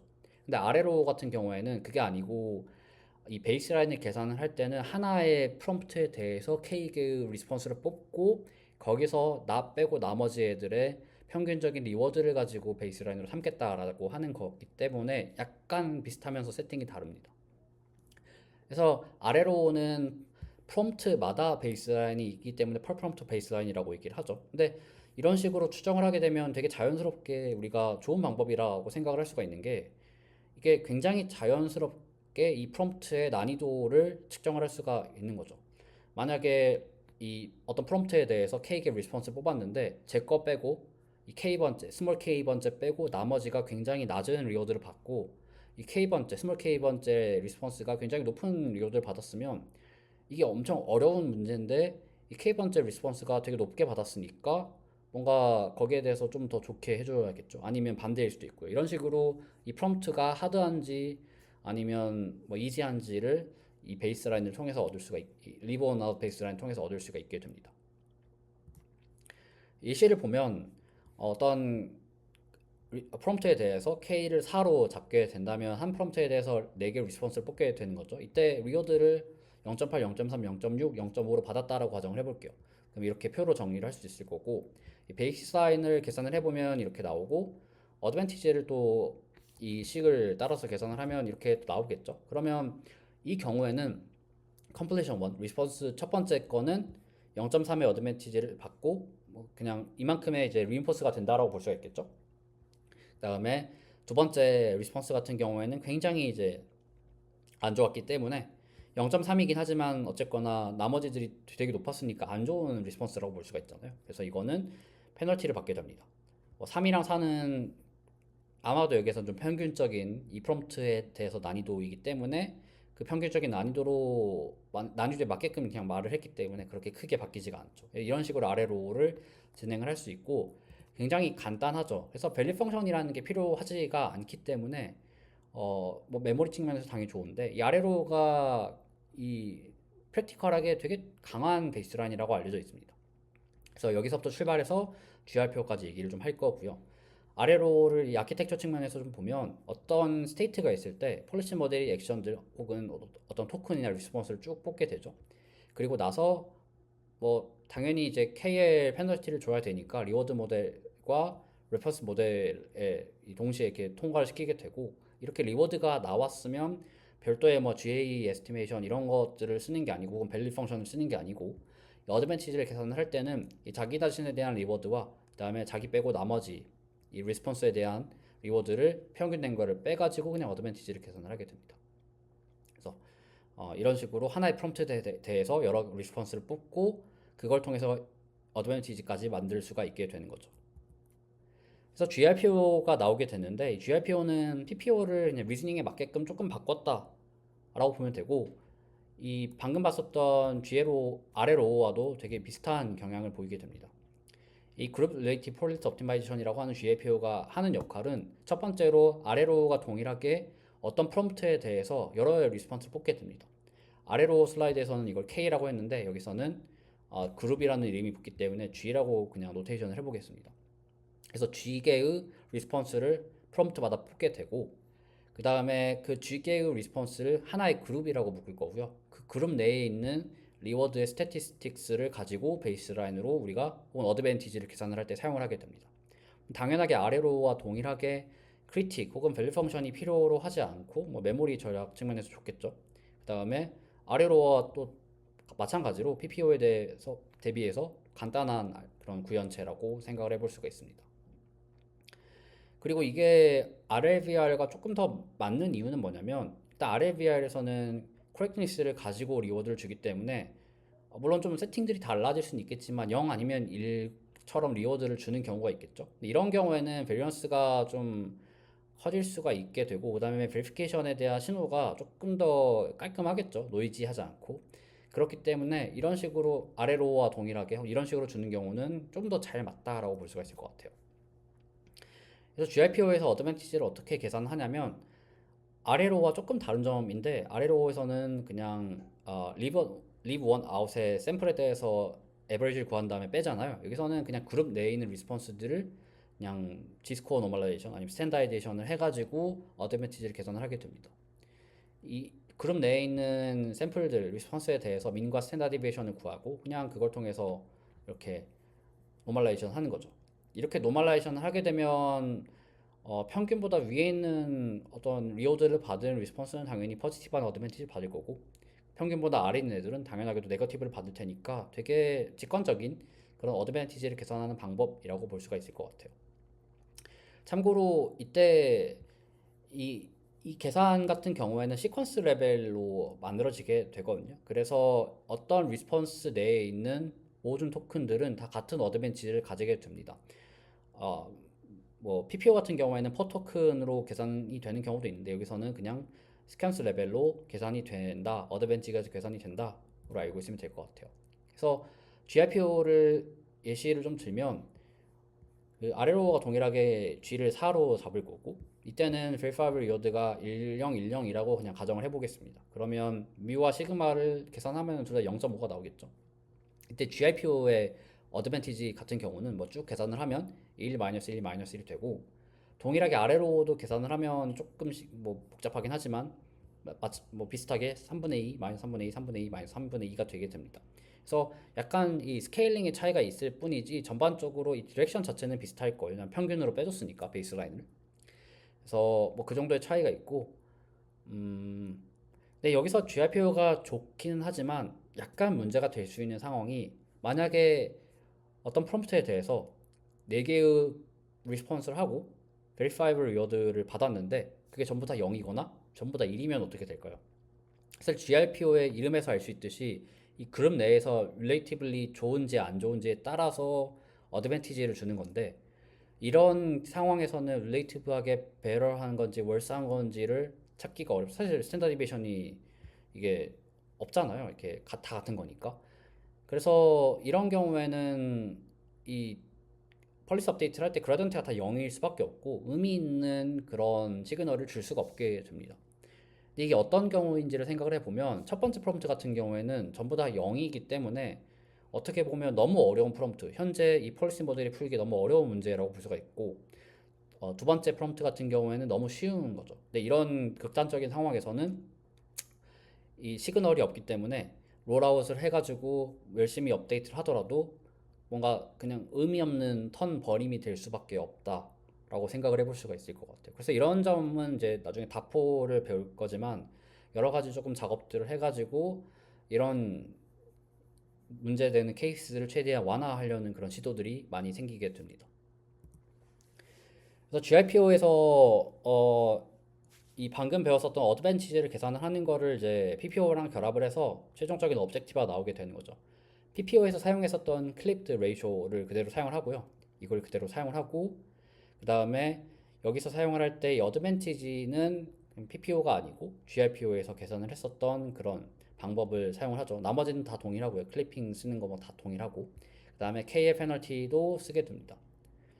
근데 약간 좀 다른 점이라고 한다면, 어, 그 여기서 폴 토큰 임포턴스 레이쇼를 쓰게 되는데, 근데 어드밴티지 자체는 아까 여기서 여기서 얘기를 했겠지만 어드밴티지는 토큰별로 있는 건 아니거든요. 시퀀스 레벨로 있기 때문에 여기서 노테이션이 여기는 t가 없죠. 뭐 그런 정도의 차이만 있습니다. 그래서 이 폴 토큰 임포턴스 레이쇼는 뭐 PP와 동일하게 토큰별로 다 준비가 되어 있지만, 어드밴티지는 그냥 시퀀스 레벨로, 리스폰스 레벨로만 존재를 한다 정도의 차이가 있을 것 같아요. 그래서 이게 GRPO의 오브젝티브입니다. 그래서 다시 한번 아키텍처로 보게 된다면, 어떤 스테이트가 있을 때 폴리시 모델이 액션을 쭉 하게 되고, 뭐 PPO와 동일하게 레퍼런스 모델과 KL 페널티를 줘야 되기 때문에 이렇게 통과시키는 건 동일하죠. 그래서 리워드를 받게 되고, 이 리워드를 가지고 당연히 뮤와 시그마를 얻은 다음에 이 그룹 안에 있는 이 샘플들을 가지고 리스폰스를 가지고요. 그 다음에 이걸 통해서 어드밴티지를 쓰게 됩니다. 이 어드밴티지는 토큰별로 있는 게 아니고 리스폰스별로 있는 거죠. 그래서 이걸 통해서 이 각 리스폰스에 대한 어드밴티지를 계산을 하고 이걸 가지고 폴리시 업데이트를 하게 되는 거죠. PPO와 동일하게. 그 정도의 차이가 있다 정도고, PPO와 GRPO를 비교를 하게 된다면 PPO는 밸류 펑션이 필요하죠. 밸류 펑션이 필요하는데 익젝트한 밸류 펑션을 구할 수가 없으니까 이거를 뉴럴 네트워크를 가지고 뭐 LLM 기반의 네트워크를 가지고 학습을 하게 됩니다. GRPO는 당연히 필요가 없죠. 그 다음에 PPO는 어드밴티지를 구할 때 이렇게 구해놓은 밸류 펑션을 가지고 GAE를 통해서 퍼 토큰으로 어드밴티지를 계산을 하게 되는데, GRPO는 반면에 첫 번째로 일단 시퀀스 레벨로 계산이 되고요. 그 다음에 어드밴티지는 복잡하게 하는 게 아니고 프롬프트에 대해서 리스폰스를 쥐개만큼 그룹을 뽑은 다음에 그룹 내에 있는 G 스탠다드 그 뮤와 시그마를 가지고 G 스탠다이제이션을 하게 됩니다. KL 페널티 같은 경우에는 PPO는 제가 저번에 그렇게 크게 디테일하게 얘기를 하진 않았는데 좀 섞어서 얘기를 하긴 했어요. 근데 KL 페널티를 PPO에서는 리워드 안에 넣는 경우가 좀 일반적입니다. 로스가 아니고. 근데 GRPO는 로스에 넣어요. 직접적으로. 근데 GRPO의 세팅마다 좀 다르긴 하지만 이 KL 페널티를 안 넣는 경우도 있기는 합니다. 그러면 모델이 메모리에 올라가야 되는 것들을 생각을 해보면 PPO는 4개를 올려야 되죠. 폴리시 모델, 그 다음에 레퍼런스 모델, 밸류 모델, 리워드 모델 이렇게 4개를 올려야 되는데, GRPO는 폴리시, 레퍼런스, 리워드 모델을 넣어야 되고, 물론 이 경우에는 이제 그냥 RHF를 한다라고 가정을 한 거고, 만약에 RLVR을 쓴다면 하나가 빠지게 되겠지만 뭐 마찬가지죠, PP에도. 그리고 만약에 KL 페널티를 안 쓰면 폴리시랑 그 다음에 RM만 쓰게 되니까 두 개로 줄어들게 됩니다. 컴플렉시티는 이 임플리멘테이션이 얼마나 복잡한지 이런 얘기인데 당연히 PPO가 높을 수밖에 없고요. 물론 이 두 개가 RLHF든 RLVI를 둘 다 쓸 수는 있겠지만 PPO는 조금 더 RLHF에서 많이 인기를 끌었던 알고리즘이고 GRPO 계열은 리즈닝이나 RLVR 쪽에서 딥시크 매스와 딥시크 R1의 등장으로 좀 더 인기를 이쪽에서 끌고 있는 그런 방법이라고 보시면 될 것 같아요. 결론만 말하면 GRPO는 PPO와 거의 비슷하긴 한데 PPO에서 밸류 펑션을 안 쓰고 대신에 어드밴티지를 에스티메이션을 할 때 이 그룹 내에 있는 스태티스틱을 가지고 이걸 통해서 스탠다이제이션을 한다. 이 정도의 차이만 있다로 보면 될 것 같네요. 그 다음에 RLO와 GRPO에 대해서도 비교를 하면 베이스라인을 수정할 때 되게 비슷한 방법을 쓰긴 하지만 RLO는 리버나 민을 계산을 하죠. 프롬프트를 가지고 리스폰스를 뭐 G게 혹은 K게 뽑는 건 동일한데 그때 베이스라인을 리번 민을 하는지 아니면 그 뽑은 그룹 내에서 그냥 G스코어를 구하는지 이 정도의 차이만 있습니다. 업데이트 스타일은 아래로는 리인포스에서 출발한 거니까 리인포스의 그 폴리시 그라디언트 그 방법 그대로 쓰고요. GIPO는 PPO에서 출발했기 때문에 클립드 레이쇼를 쓰는 이 PPO 스타일 그대로 사용을 하게 됩니다. KL 페널티도 뭐 옵션을 한지 아닌지 약간의 차이가 있긴 하지만 이거는 뭐 그냥 무시하면 될 것 같고요. 어드밴티지는 추정하는 방법이 약간 다르죠. 네, 그 정도의 차이가 있습니다. 그래서 결론적으로 업데이트 스타일 같은 경우에는 뭐 리인포스 방식이냐, PPO 스타일이냐 이거는 여기에서의 코어는 아니기 때문에 뭐 큰 차이긴 하지만 이 모티베이션은 좀 아니긴 하죠. 여기서는 그냥 리버나 민을 하는지 그룹 민을 하는지 이 정도의 차이가 있다 정도로 보면 될 것 같습니다. 그래서 GRPO까지가 이제 RLBR에서 사용했었던 그런 방법들인데 이거를 개선한 방법들도 꽤 많이 있고요. 그 중에 몇 가지 정도만 좀 소개를 드리려고 합니다. 먼저 첫 번째로는 닥터 GRPO인데 이거는 GRPO 뭐던 라이트의 약자일 거예요. 그래서 25년도에 나온 논문이고 GRPO가 좋기는 하지만 이게 여러 가지 문제점, 특히 이 옵티마이제이션 할 때 바이어스가 있기 때문에 이걸 개선하는 방법이라고 보면 될 것 같습니다. 여기서 크게 두 가지 얘기를 하는데 첫 번째로 GRPO 같은 경우에는 어떤 퀘스천의 난이도에 따라서 바이어스가 좀 있습니다. 이게 있는 이유는 뭐냐면 이 그림에서 이거를 보면 좀 좋을 것 같은데 그림 좀 복잡하긴 하거든요.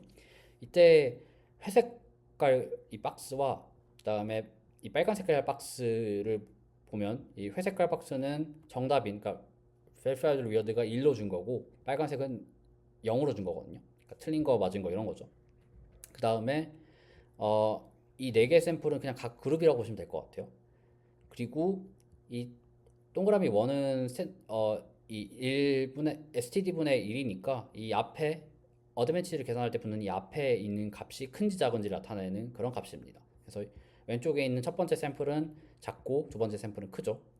여기서 퀘스천 레벨의 바이어스는 뭐냐면 GRPU가 이 어드밴티지를 계산을 할 때 리워드를 뭐 평균으로 나누고 그 다음에 표준 편차로 평균을 빼고 표준 편차로 나눠 주기 때문에 여기서 이게 좀 문제가 생길 수 있다라는 거죠.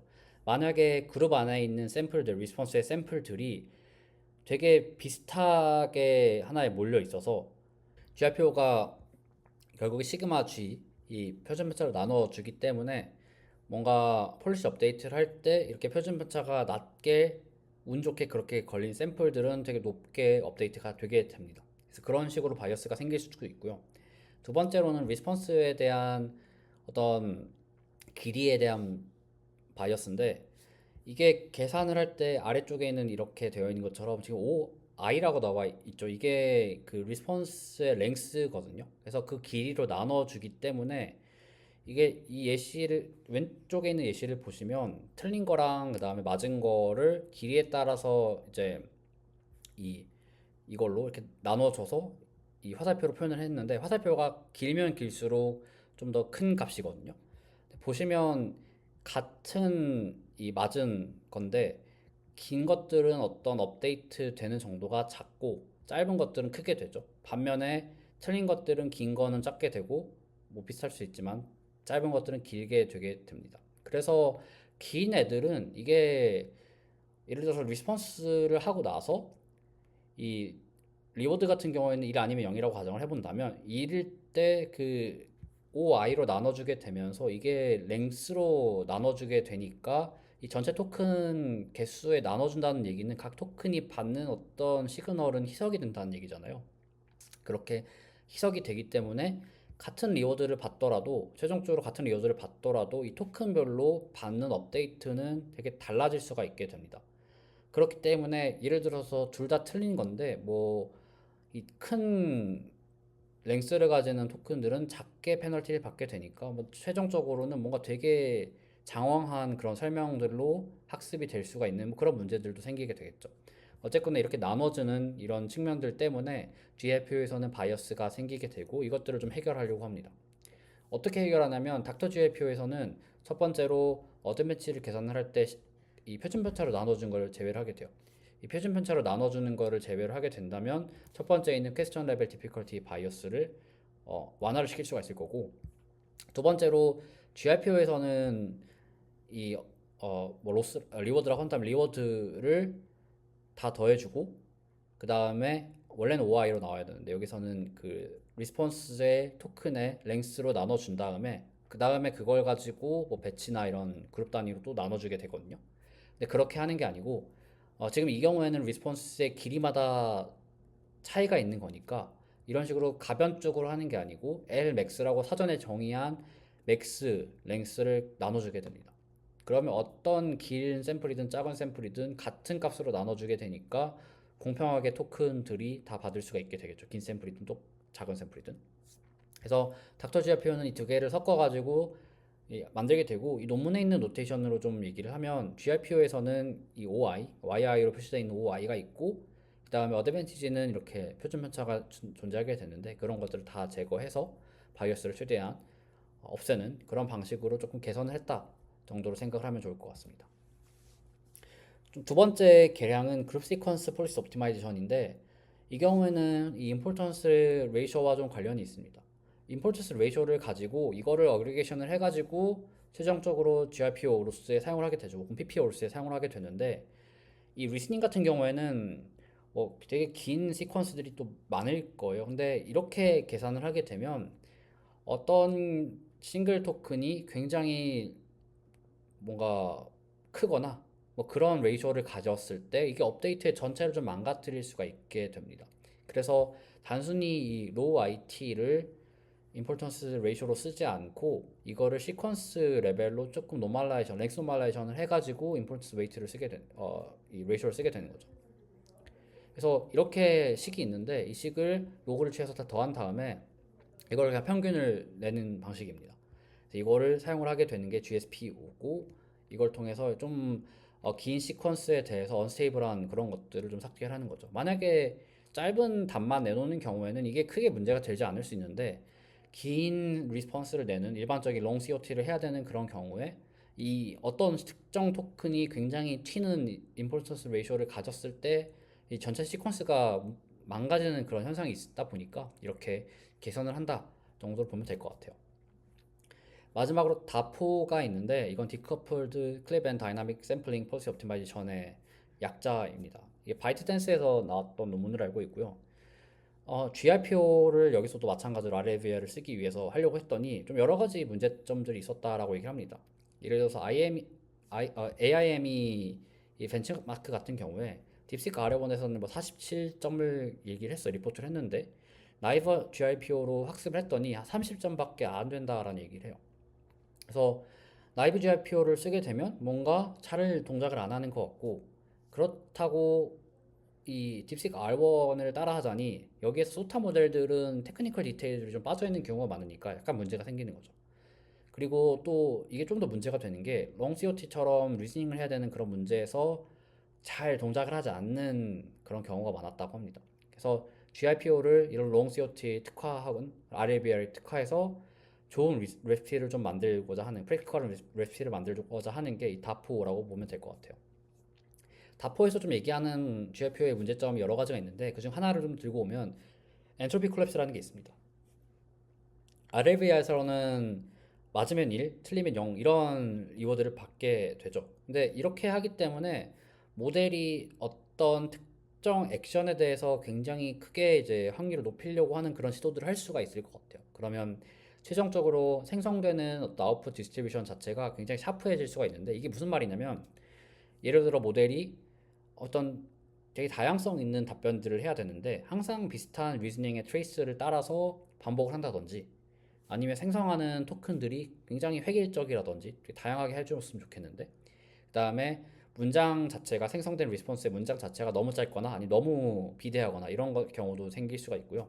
그 다음에 어떤 딱 특정된 리스폰스 스타일로만 다 이렇게 붕괴가 콜aps가 되는 그런 약간 문제들이 생길 수가 있다라고 합니다. 그래서 이런 거를 좀 잡으려고 하고 프랙티컬하게 라지 스케일에서 GRPO를 좀 학습할 수 있는 그런 레시피를 같이 얘기를 하는 거죠.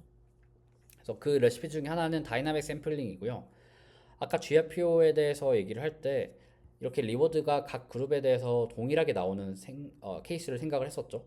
이러면 당연히 이 폴리시 모델이 받는 그라디언트가 0에 가까울 텐데, 이러면 학습이 사실 무의미해지는 거잖아요. 거의 학습을 버리는 거잖아요, 이 샘플들을. 그렇기 때문에 이 나이브하게 이렇게 쓰는 게 아니고 다이나믹 샘플이라는 방법을 쓰게 됩니다. 이 그룹을 만들 때 그룹 오버 샘플링을 한 다음에 그 중에서 필터링을 하게 되는 거예요. 필터링을 해서 이 리어드들 혹은 에큐리시들이 1 아니면 0으로 빠지는 경우가 생기지 않도록, 정확히는 0보다 크거나 G 그룹의 전체 개수보다 작게끔 이렇게 만들어서 샘플링을 하게 됩니다. 이렇게 샘플링을 하게 되면 샘플링 하지 않는 것과 비교해서 더 적은 스텝으로도 비슷한 스텝을 얻을 수가 있는 거죠. 사실 끝까지 가게 된다면 동일한 성능을 얻을 수는 있을 것 같은데, GPO는 그 동일한 성능을 얻기 위해서 필요한 스텝이 굉장히 많죠. 그렇게 많은 이유는 만약에 샘플링을 했을 때 이런 좀 굉장히 쉽거나 굉장히 어려운 어떤 프롬프트에 대해서 이렇게 가졌을 때, 그룹이 생겼을 때 이게 무의미한 턴들이 될 수가 학습 턴들이 될 수가 있기 때문에 이런 문제가 될 수가 있습니다. 두 번째 전략은 클립 하이어인데, 디커플드 클리핑 전략과 같이 결합시켜서 약간의 수정을 결합한 거예요. PPO나 GRPO 같은 경우에는 동일하게 클립을 사용을 하죠. 이렇게 클립을 사용을 해서 너무 폴리시 모델이 많이 업데이트 되지 않도록 막는 그런 방식을 취했었죠. 근데 이거 자체는 좋은데 이게 약간의 트레이드오프 관계가 있다라고 생각을 해볼 수가 있을 것 같아요. 이거를 많이 업데이트하는 걸 막는다면 어떻게 보면 모델이 익스플로레이션을 할 때 이거를 조금 저해시킬 수가 있겠죠.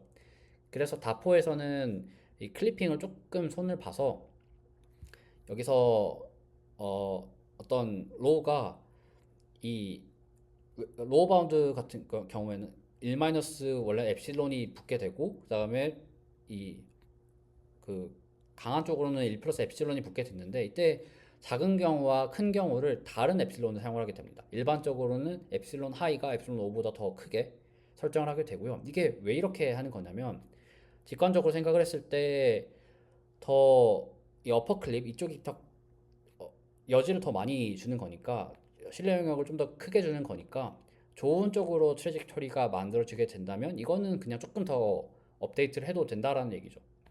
반면에 안 좋은 쪽으로 우리가 페널티를 주는 방식으로는 기존 PPO나 GFP와 동일하게 그런 컨스트레인을 준다라는 거죠. 그래서 좋은 트래젝토리를 만약에 익스플로레이션 했으면 그쪽으로 좀 인센티브를 더 주는 방식이고, 안 좋은 트래젝토리가 나왔다고 하더라도 이거를 조금 안 좋은 방향이기 때문에 그쪽으로 가지마 하는 거는 조금 조심스럽게 하겠다라는 거죠. 그래서 좋은 쪽으로는 조금 더 어그레시브하게 가고 어그레시브하게 강화를 하고, 안 좋은 쪽으로 가는 거는 조금 보수적으로 업데이트를 하겠다라고 하는 게 클립 하이어의 전략입니다. 이렇게 하게 되면 엔트로피 측면에서도 굉장히 좋고, 그 다음에 다이버시티라든지 롱 COT의 리즈닝 측면으로 되게 좋은 성능을 얻을 수 있다고 합니다. 예를 들어서 오른쪽 같은 경우에는 이 제너레이션 된 토큰들의 엔트로피를 개선하는 건데, 클립 하이어를 쓰지 않으면 학습을 쭉 진행했을 때 엔트로피가 굉장히 낮아지는 걸 볼 수가 있죠. 근데 클립 하이어를 같이 쓰게 된다면 익스플로레이션을 더해서 그럴 것 같긴 한데 이 엔트로피 줄어드는 게 어느 정도 세츄레이션이 되게 됩니다. 그리고 왼쪽에 있는 것처럼 이 리즈닝에 대한 다운스트림 태스크를 보게 된다면 클립 하이어를 썼을 때 쓰지 않은 것보다 훨씬 좋은 성능을 보이는 것을 확인할 수가 있게 됩니다. 이게 어떻게 보면 굉장히 사소한 그런 엔지니어링인데 엄청나게 큰 성능 차이를 가지게 되는 거죠. 세 번째로는 토큰 레벨의 폴리시 그라던트입니다.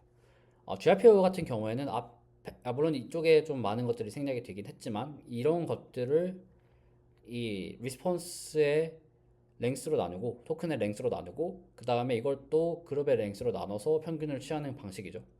그래서 이렇게 샘플 레벨로 로스를 계산한다라고 하는데 샘플 레벨로 로스를 계산한다라는 의미는 먼저 이거를 이제 샘플들별로 토큰 랭스에 맞춰서 평균을 내고 그 다음에 이걸 이제 그룹별로 또 평균을 내니까 그런 거겠죠. 근데 이렇게 하게 된다면 문제가 약간 될 수 있는 게 롱COT 같은 경우에 리즈닝의 경우 일반적으로 롱COT를 쓰게 되니까 토큰을 굉장히 많이 포함해서 리스폰스를 하게 되는 건데 이때 롱COT의 케이스에서는 이 각각의 토큰들이 되게 약한 러닝 시그널을 얻을 수밖에 없게 되는 거죠.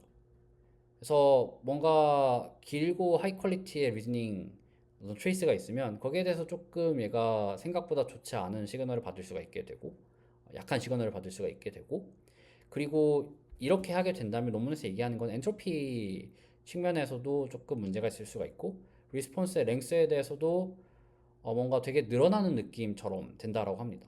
그래서 이거를 방지하기 위해서 약간 식을 바꿔서 원래 이 로스가 있으면 로스를 먼저 각 샘플링된 리스폰스의 토큰 랭스로 나누고 그 다음에 이걸 그룹별로 나누는 게 아니고 먼저 로스를 토큰별로 전부 다 더한 다음에 그 다음에 그룹별로 다 더하고 그리고 나서 어그리게이션을 하게 됩니다. 그래서 이렇게 살짝만 바꾼 방식인데 이렇게 토큰 레벨의 로스로 바꾼다면 이 토큰 레벨의 로스인 경우는 이게 결국에 마지막에 토큰 전체 그룹 안에 있는 토큰으로 나눠주기 때문에 그런 거겠죠.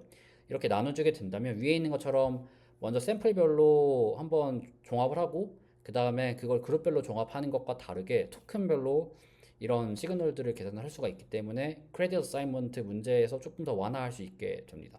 그래서 특히 롱시어티처럼 긴 트레이스를 가진 리즈닝에서 희석되는 문제가 물론 100% 완벽하진 않지만 조금 완화할 수가 있는 거죠. 그래서 그런 전략들이 또 있고 마지막으로는 소프트 오버랭 퍼니시먼트라고 해서 이 GRP와 같은 RLVR 케이스의 경우에는 이 모델이 원래 낼 수 있는 토큰의 한계가 있어요. 그래서 1000 토큰이라고 한다면 1000 토큰을 넘어가게 되는 경우는 만약에 굉장히 지금 리즈닝을 잘하고 있다고 하더라도 그냥 마이너스 1의 리워드를 주게 됩니다. 이게 어떻게 보면 노이즈일 수가 있죠.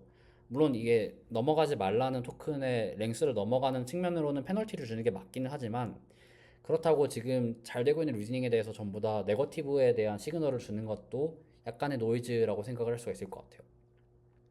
그래서 이게 모델이 조금 더 헷갈려하는 그런 생각처럼 느껴질 수가 있기 때문에 이거를 조금 완화를 시키게 됩니다. 그래서 버퍼 존이라는 걸 만들어서 맥스 랭스에 약간 도달하기 직전에 약간의 이런 스무스한 어떤 리워드의 페널티를 주게 되고요. 그 다음에 그게 맥스 랭스로 넘어가면 그냥 마이너스 1로 주는 거죠.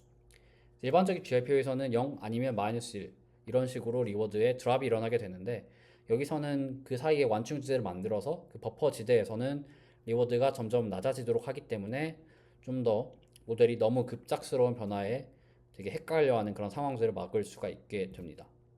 그래서 이것들을 종합을 하면 다포에서는 이런 오브젝티브가 있는 거예요. 뭐 어드밴티지 뭐 있고 그 다음에 클리핑 있고 이런 것들 다 동일한데 이 클리핑 할 때 하이 클립 하는 이런 케이스가 있고 그 다음에 여기서 나눠주는 것도 토큰 레벨로 나눠주게 되죠. 그리고 여기서 이 서치댓라는 구문이 들어가게 되는데 이때 샘플링하는 이 아이가 모든 그룹 안에서 리워드가 0이거나 1이 아닐 수 있도록 약간 믹스해주는 그런 다이나믹 샘플링이 들어가게 되는 거죠.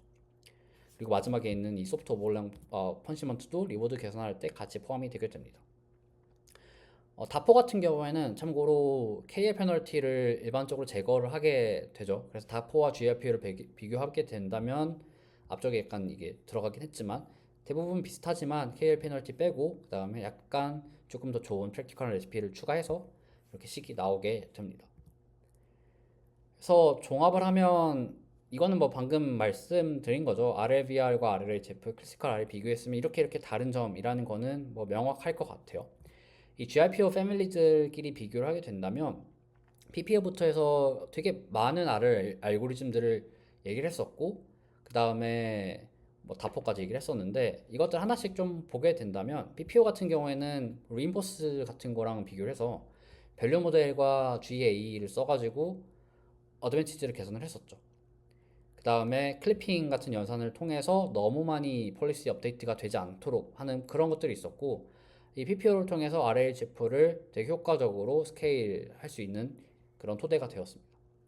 아래로는 어, 이 PPO와 비교해서 밸류 모델을 없앴고 대신에 리브 원 아웃이라고 하는 이 방법을 통해서 에버리지를 해서 베이스라인을 삼았습니다. 약간 잘린 것 같은데, 그래서 이 경우에는 크리틱 없는 아래를 쓰는 게 좀 목표가 될 것 같고요. GRPO는 아래로와 되게 비슷하지만 그룹 노멀라이제이션을 해서 어드밴티지를 추정한다 라는 점이 살짝 다르고, 그 다음에 PPO부터 출발하는 거죠. 그래서 PPO와 거의 동일하지만 이런 점만 좀 다르기 때문에 밸류 없이, 크리틱 없이 아래를 하고, 이게 좀 아래 VR에 맞는 상황이라고 볼 수가 있을 것 같아요. 그 다음부터 나오는 세 가지는 GRPO를 개선하는 모델들이었죠.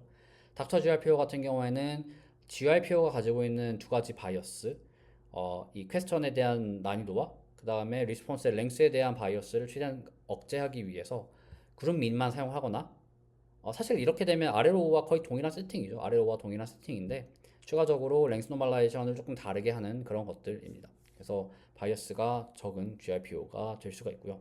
GSPO는 임포턴스 레이쇼를 조금 변화를 줘서 이 시퀀스 레벨로 만들어가지고 임포턴스 레이쇼, 이게 이제 어떤 긴 시퀀스가 들어왔을 때 특정 토큰이 굉장히 확 튀는 그런 레이쇼가 들어왔더라도 문제가 되지 않게끔 만드는 그런 스테이블한 RL 방법을 제안했습니다. 다포는 마지막으로 롱COT 같은 경우 이런 문제에서 GRPO가 잘 안 되는 그런 현상들이 있었기 때문에 어떻게 하면 프랙티컬하게 잘 학습을 할 수 있을지에 대한 레시피들과 트릭들을 제안을 했고요. 다이나믹 샘플링, 클립 하이어, 토큰 레벨 로스, 소프트 오버로딩 페널티 이런 것들을 통해서 최종적으로는 익스플로이션도 잘 되고 스케일링도 잘 되는 그런 GRPO 알고리즘으로 최종 진화했다 정도로 보면 될 것 같아요. 물론 이거 이외에도 여러 가지 알고리즘들이 있긴 하지만 대표적으로 GRPO의 개선 패밀리들로 좀 볼 수가 있을 것 같고, 이렇게 RLVR까지 좀 봤었는데 다음 시간에는 RLHF, RLVR에서 좀 못다한 얘기들도 있고 그 다음에 좀 더 어드밴스드한 얘기들이 있어서 거기까지 간단하게 하고 최종적으로 이번 학기 수업을 마치면 좋을 것 같습니다.